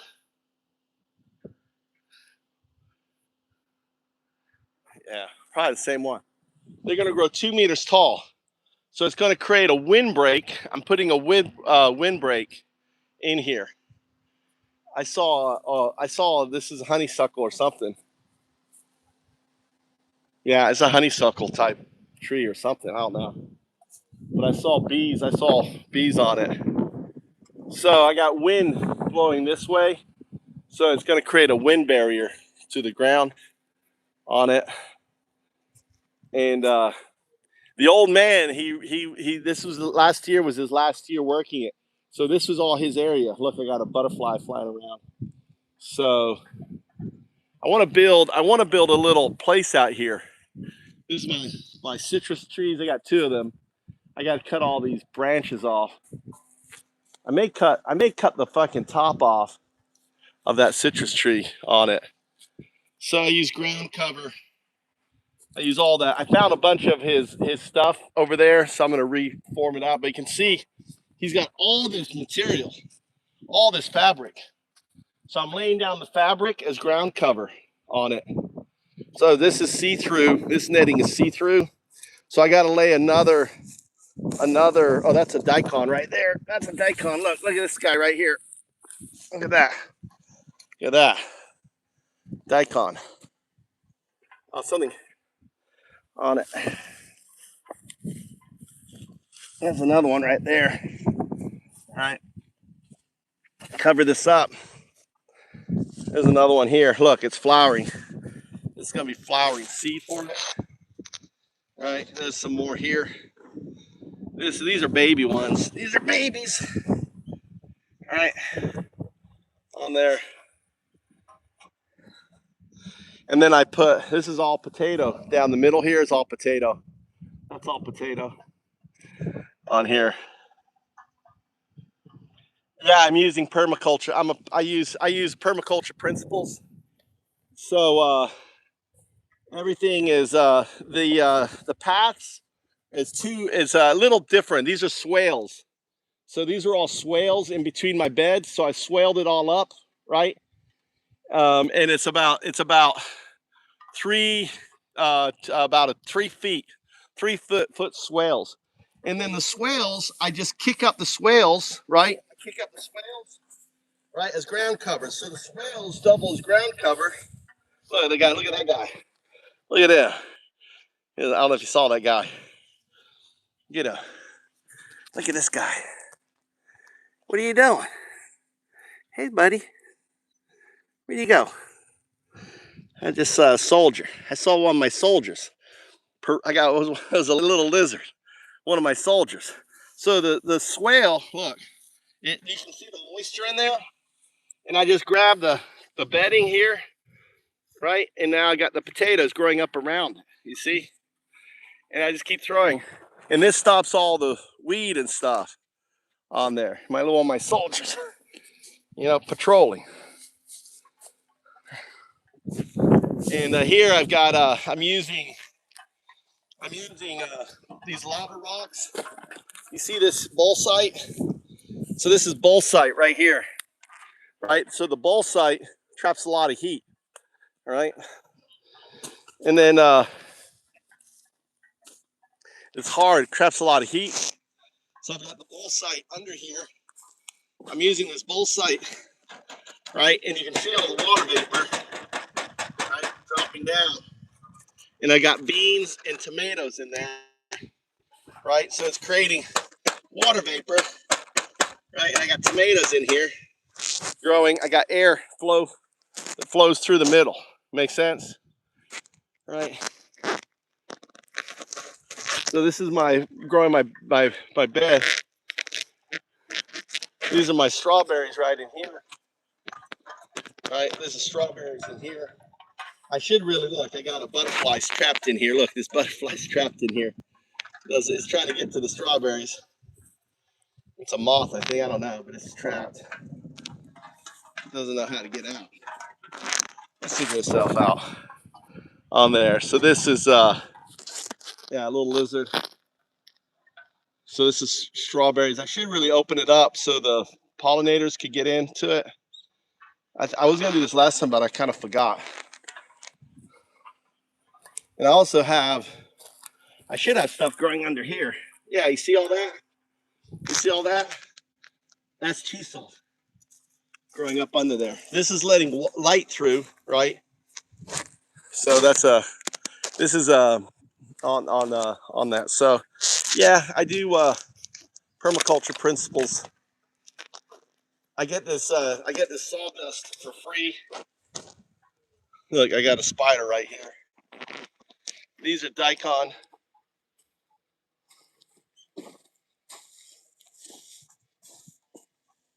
This is actually a herb. Here, I want this one to grow. This is from last year. This is a herb. I don't remember what it is, but it's an edible herb. This right here is a nitrogen fixer.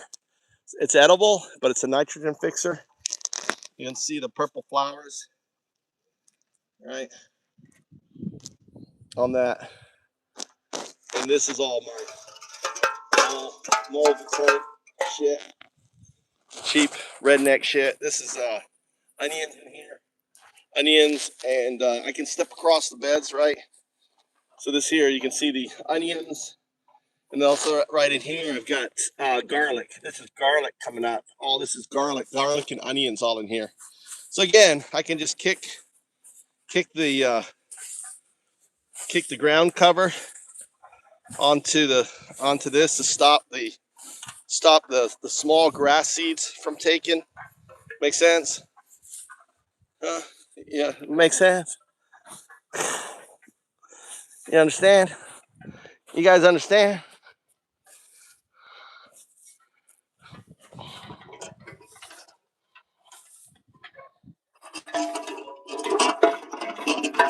There's my compost heap.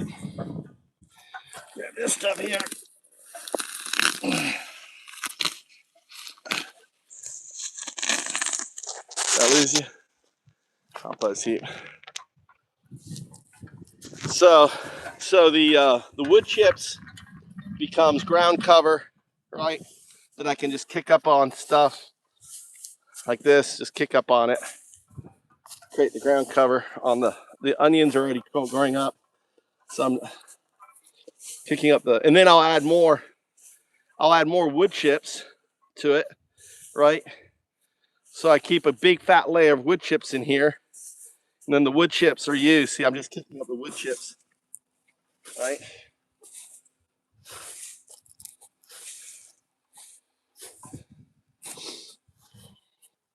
That's it. Really simple. Now I don't need to test the soil. I don't use anything on the soil. What am I testing the soil for? I mean, this has been a farm here forever. This guy's been doing organic. So I in a way creating soil. All this soil here, I dug when I created these swales. I took the deep soil, it was sandy soil, and threw it on top. Added horse manure. All this is like horse manure. These guys here, right? These guys sweat. These big bullsite rocks like this, they sweat. So I can throw this here. I can grab this rock right here. They become heat sinks, right? Like that, right? So I can grab this rock here. This is going to put heat into the ground. Okay. And these are going to grow on there. So these are heat pads. Think of it as heat pads and love hotels for worms. Worms love these stones. This stuff here, they love this shit. Throw these bullsite rocks in here. You know, love it. They love it. They heat up during the day. They sweat at night. It's like a sprinkler system. Pick this one up. Like that here. Like that. You see that? Putting these bullsite rocks in here.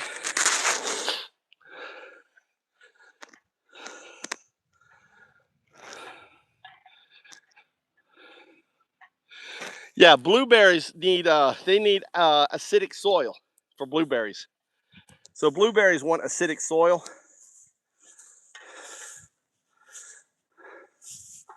If you're doing blueberries, yeah, I'm gonna test the soil. This is a fucking weed right here. Pull them up as I see them. All right, right now. Make sense?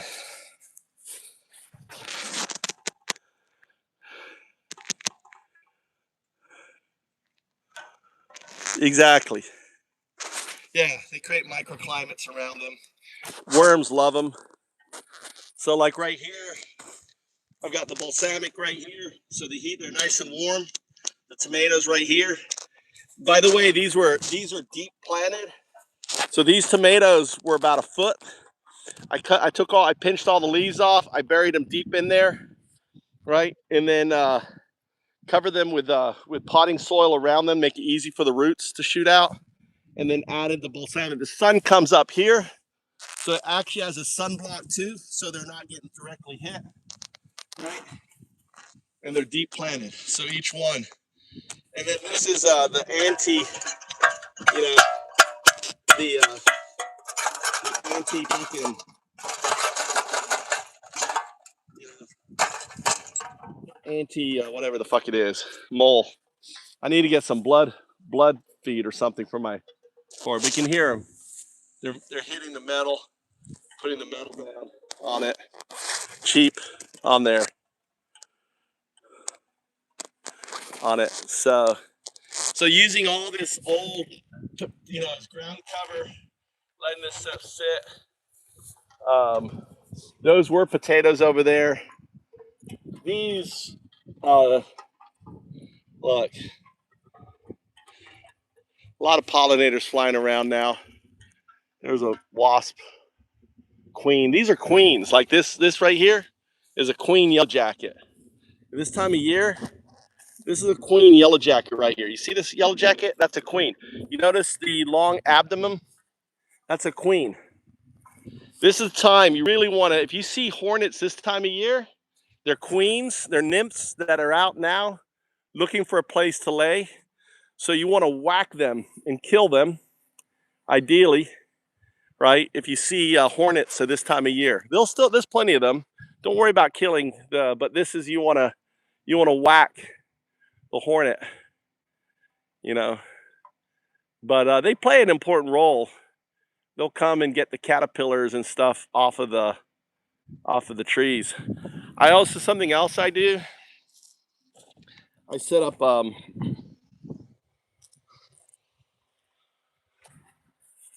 you see in here, this right here is a micro bee. It's a mason, not like a micro mason bee, for the forum. Right, these are for the really small solitary bees. They'll make their homes in here. So I have these up on my tree for the micro bees, micro solitary bees on there. So yeah, this is my little food. This produces so much food on it. Everyone should be creating their own garden, community garden, whatever. I just called up a friend. I said, I got all this land here.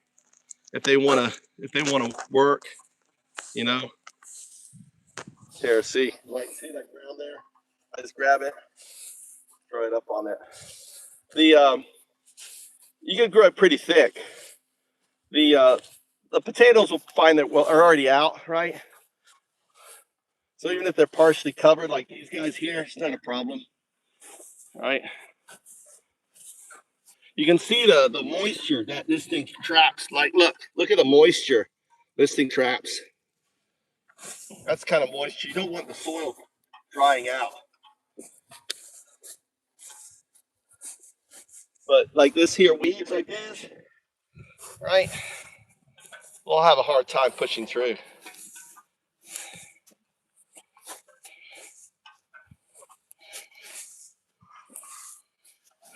These are good. This right here, I don't mind this so much. This right here is the original grass. This is the oldest grass on the planet, and it has a super deep root system, you know, on it. That's it. All right. That's all I want to do. Did a little bit. I got onions.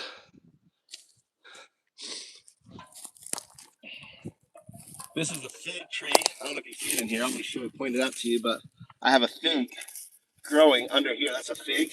You see it growing under here, growing it down here. I'm using this right here to keep it down, right? So I'm growing this along here. So there's going to be figs. My fig tree is going to grow up along the edge here. So I can easily pick it. All this here. This is my rain capture. Let's take care of these weeds.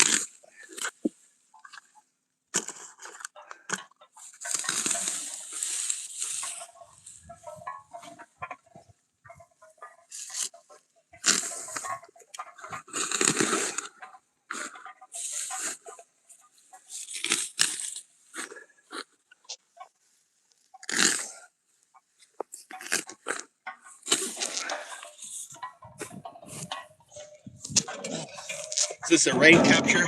Big old sink into a bucket there.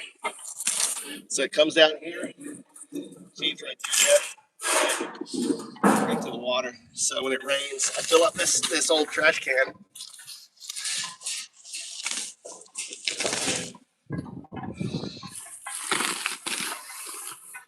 Yeah. So putting that in the rain cover here. This is a snail here. So this fills up all the water, comes down here, fills up this swale that I have here, and then it fills these swales here. So the water comes down here, and I got swales that run on the side of the beds, creating water. All that. Oops.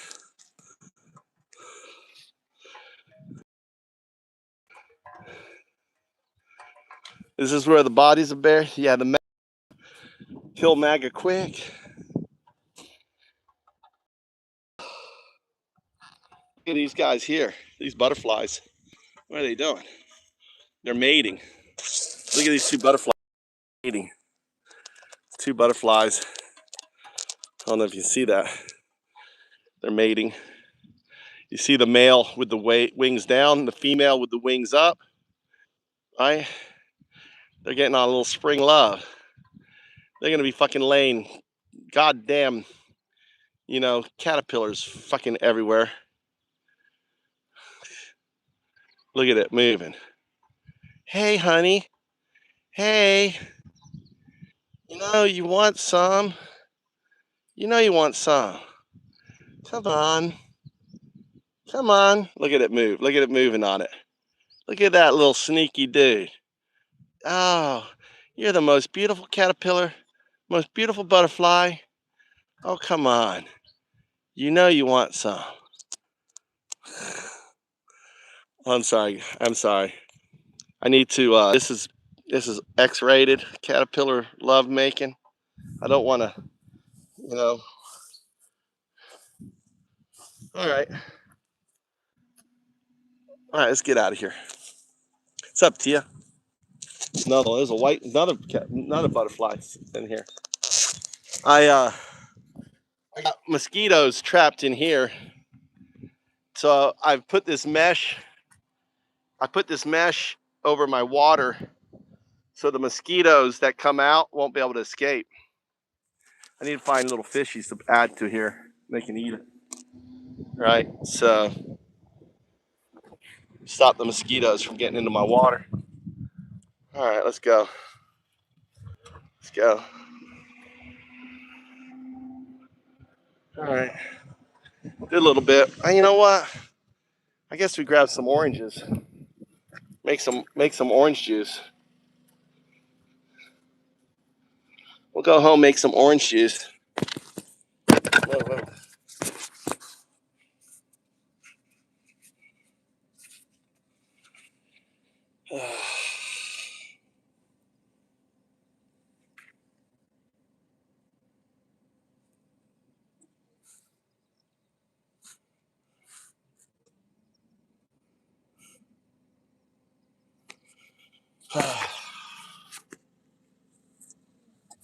Let's see.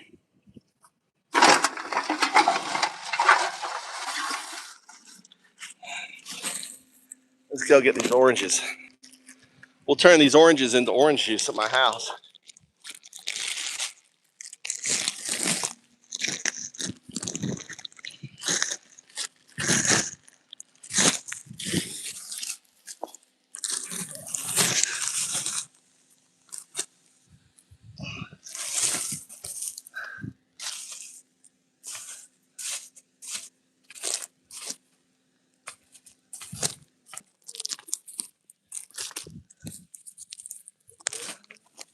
Interesting.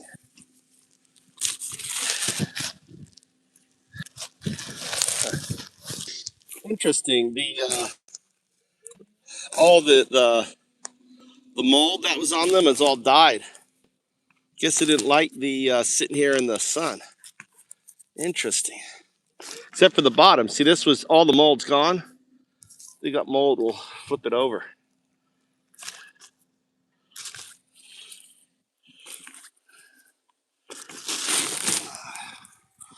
We'll make a bunch of orange juice. What the hell is this on for? I don't want this on.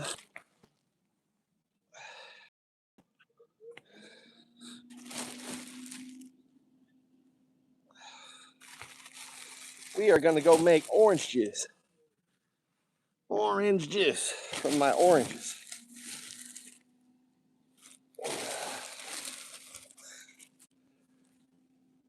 Look at these guys, are all clean.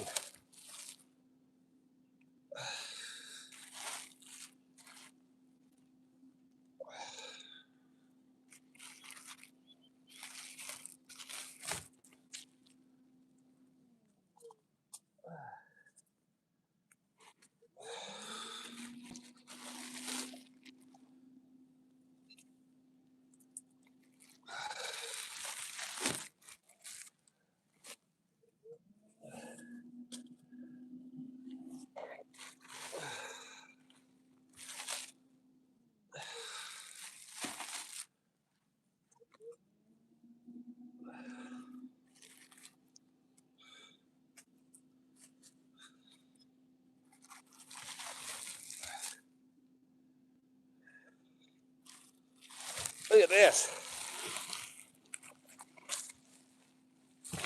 Got that. God damn.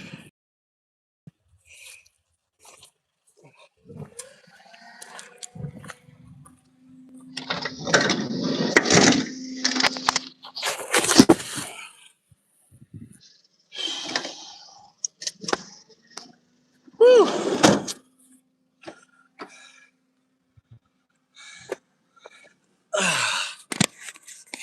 Let's go here.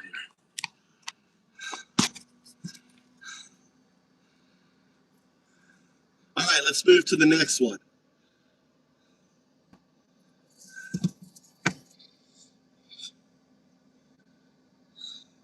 The Hormuz force multiplier isn't just a metaphor. As of Monday, April 13th, 2026, it has become a physical blockade. The U.S. Navy has officially begun interdicting vessels paying extortion tolls to Iran, effectively seizing control of the world-sensitive economic valve. This brings us to the core of the economic WW3 thesis.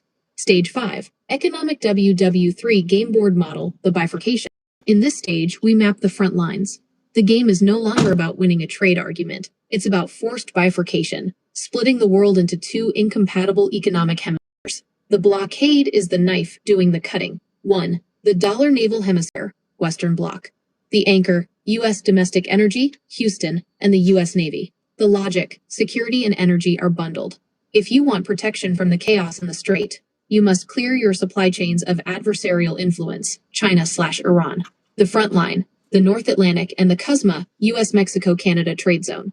By effectively cutting off Gulf supply, the administration is forcing Mexico and Canada into an even tighter energy and manufacturing embrace, as evidenced by the intense July 1st review negotiations. 2.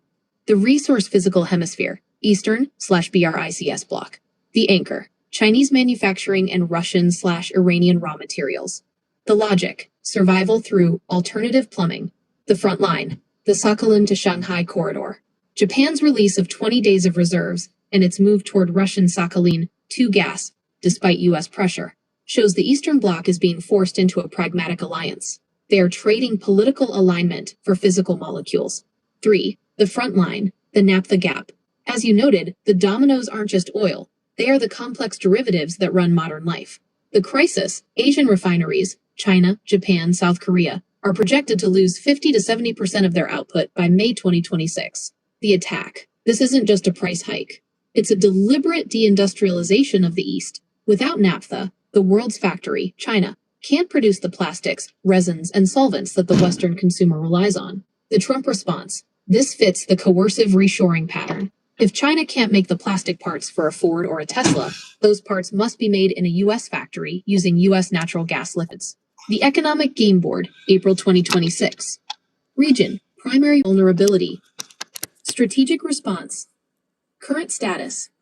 China, 75% oil dependency. Stockpiling, 1.3 B barrels. Dalabi Yuan settlement. Siege mode. Japan, petrochemical heart attack. Russia pivot. Sakhalin 2. Allied defection. Europe, stagflation/energy shock. ECB warning/internal discord. Fracturing. USA, inflation/domestic consumer. Unleashing American energy/blockade. Aggressor/captor. Stage 5 conclusion. The point of no return. The game board has shifted from competition to containment. By blockading Hormuz, the U.S. has triggered a timeout on the globalized era. Analytic judgment. The U.S. is betting that it can survive the withdrawal symptoms of global trade, inflation, plastic shortages, longer than China and Japan can survive the starvation of energy and feedstocks. But as you warned, there is no 14-day fix. This is a multi-month industrial reset. If the blockade holds through May, the world won't just look different. It will be physically rebuilt into 2 separate systems. Next stage, Stage 6. Project 2025 Alignment Test.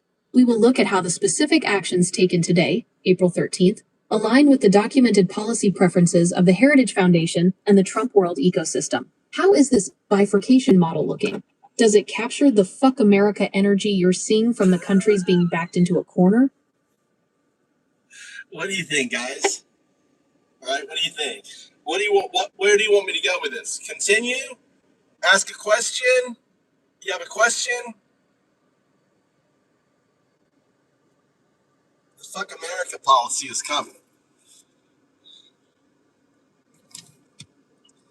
Yeah, I just don't see the positive outcome. I mean, there is Japan has what, $1.2 trillion worth of bonds. Other people, I mean, they aren't going to buy new bonds. People aren't going to underwrite America. I think that there's going to be a sell-off of bonds and other things, whether secretly. I don't know if it gets really bad. Maybe they'll actually threaten a sell-off. When do you game theory this out?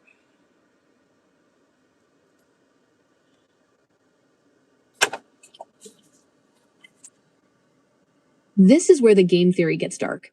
You've identified the nuclear option of global finance, the Treasury sell-off. The assumption in Washington is often that Japan and China can't sell because it would destroy the value of their own remaining holdings, a financial, mutual assured destruction.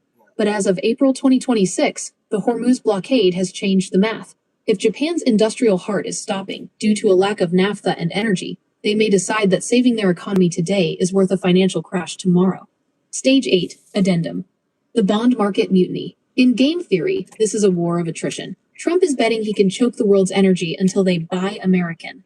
Japan and others are betting they can choke America's debt until Trump reopens the strait. 1. The Japanese reserve liquidation. Japan holds over $1.1 trillion in U.S. treasuries.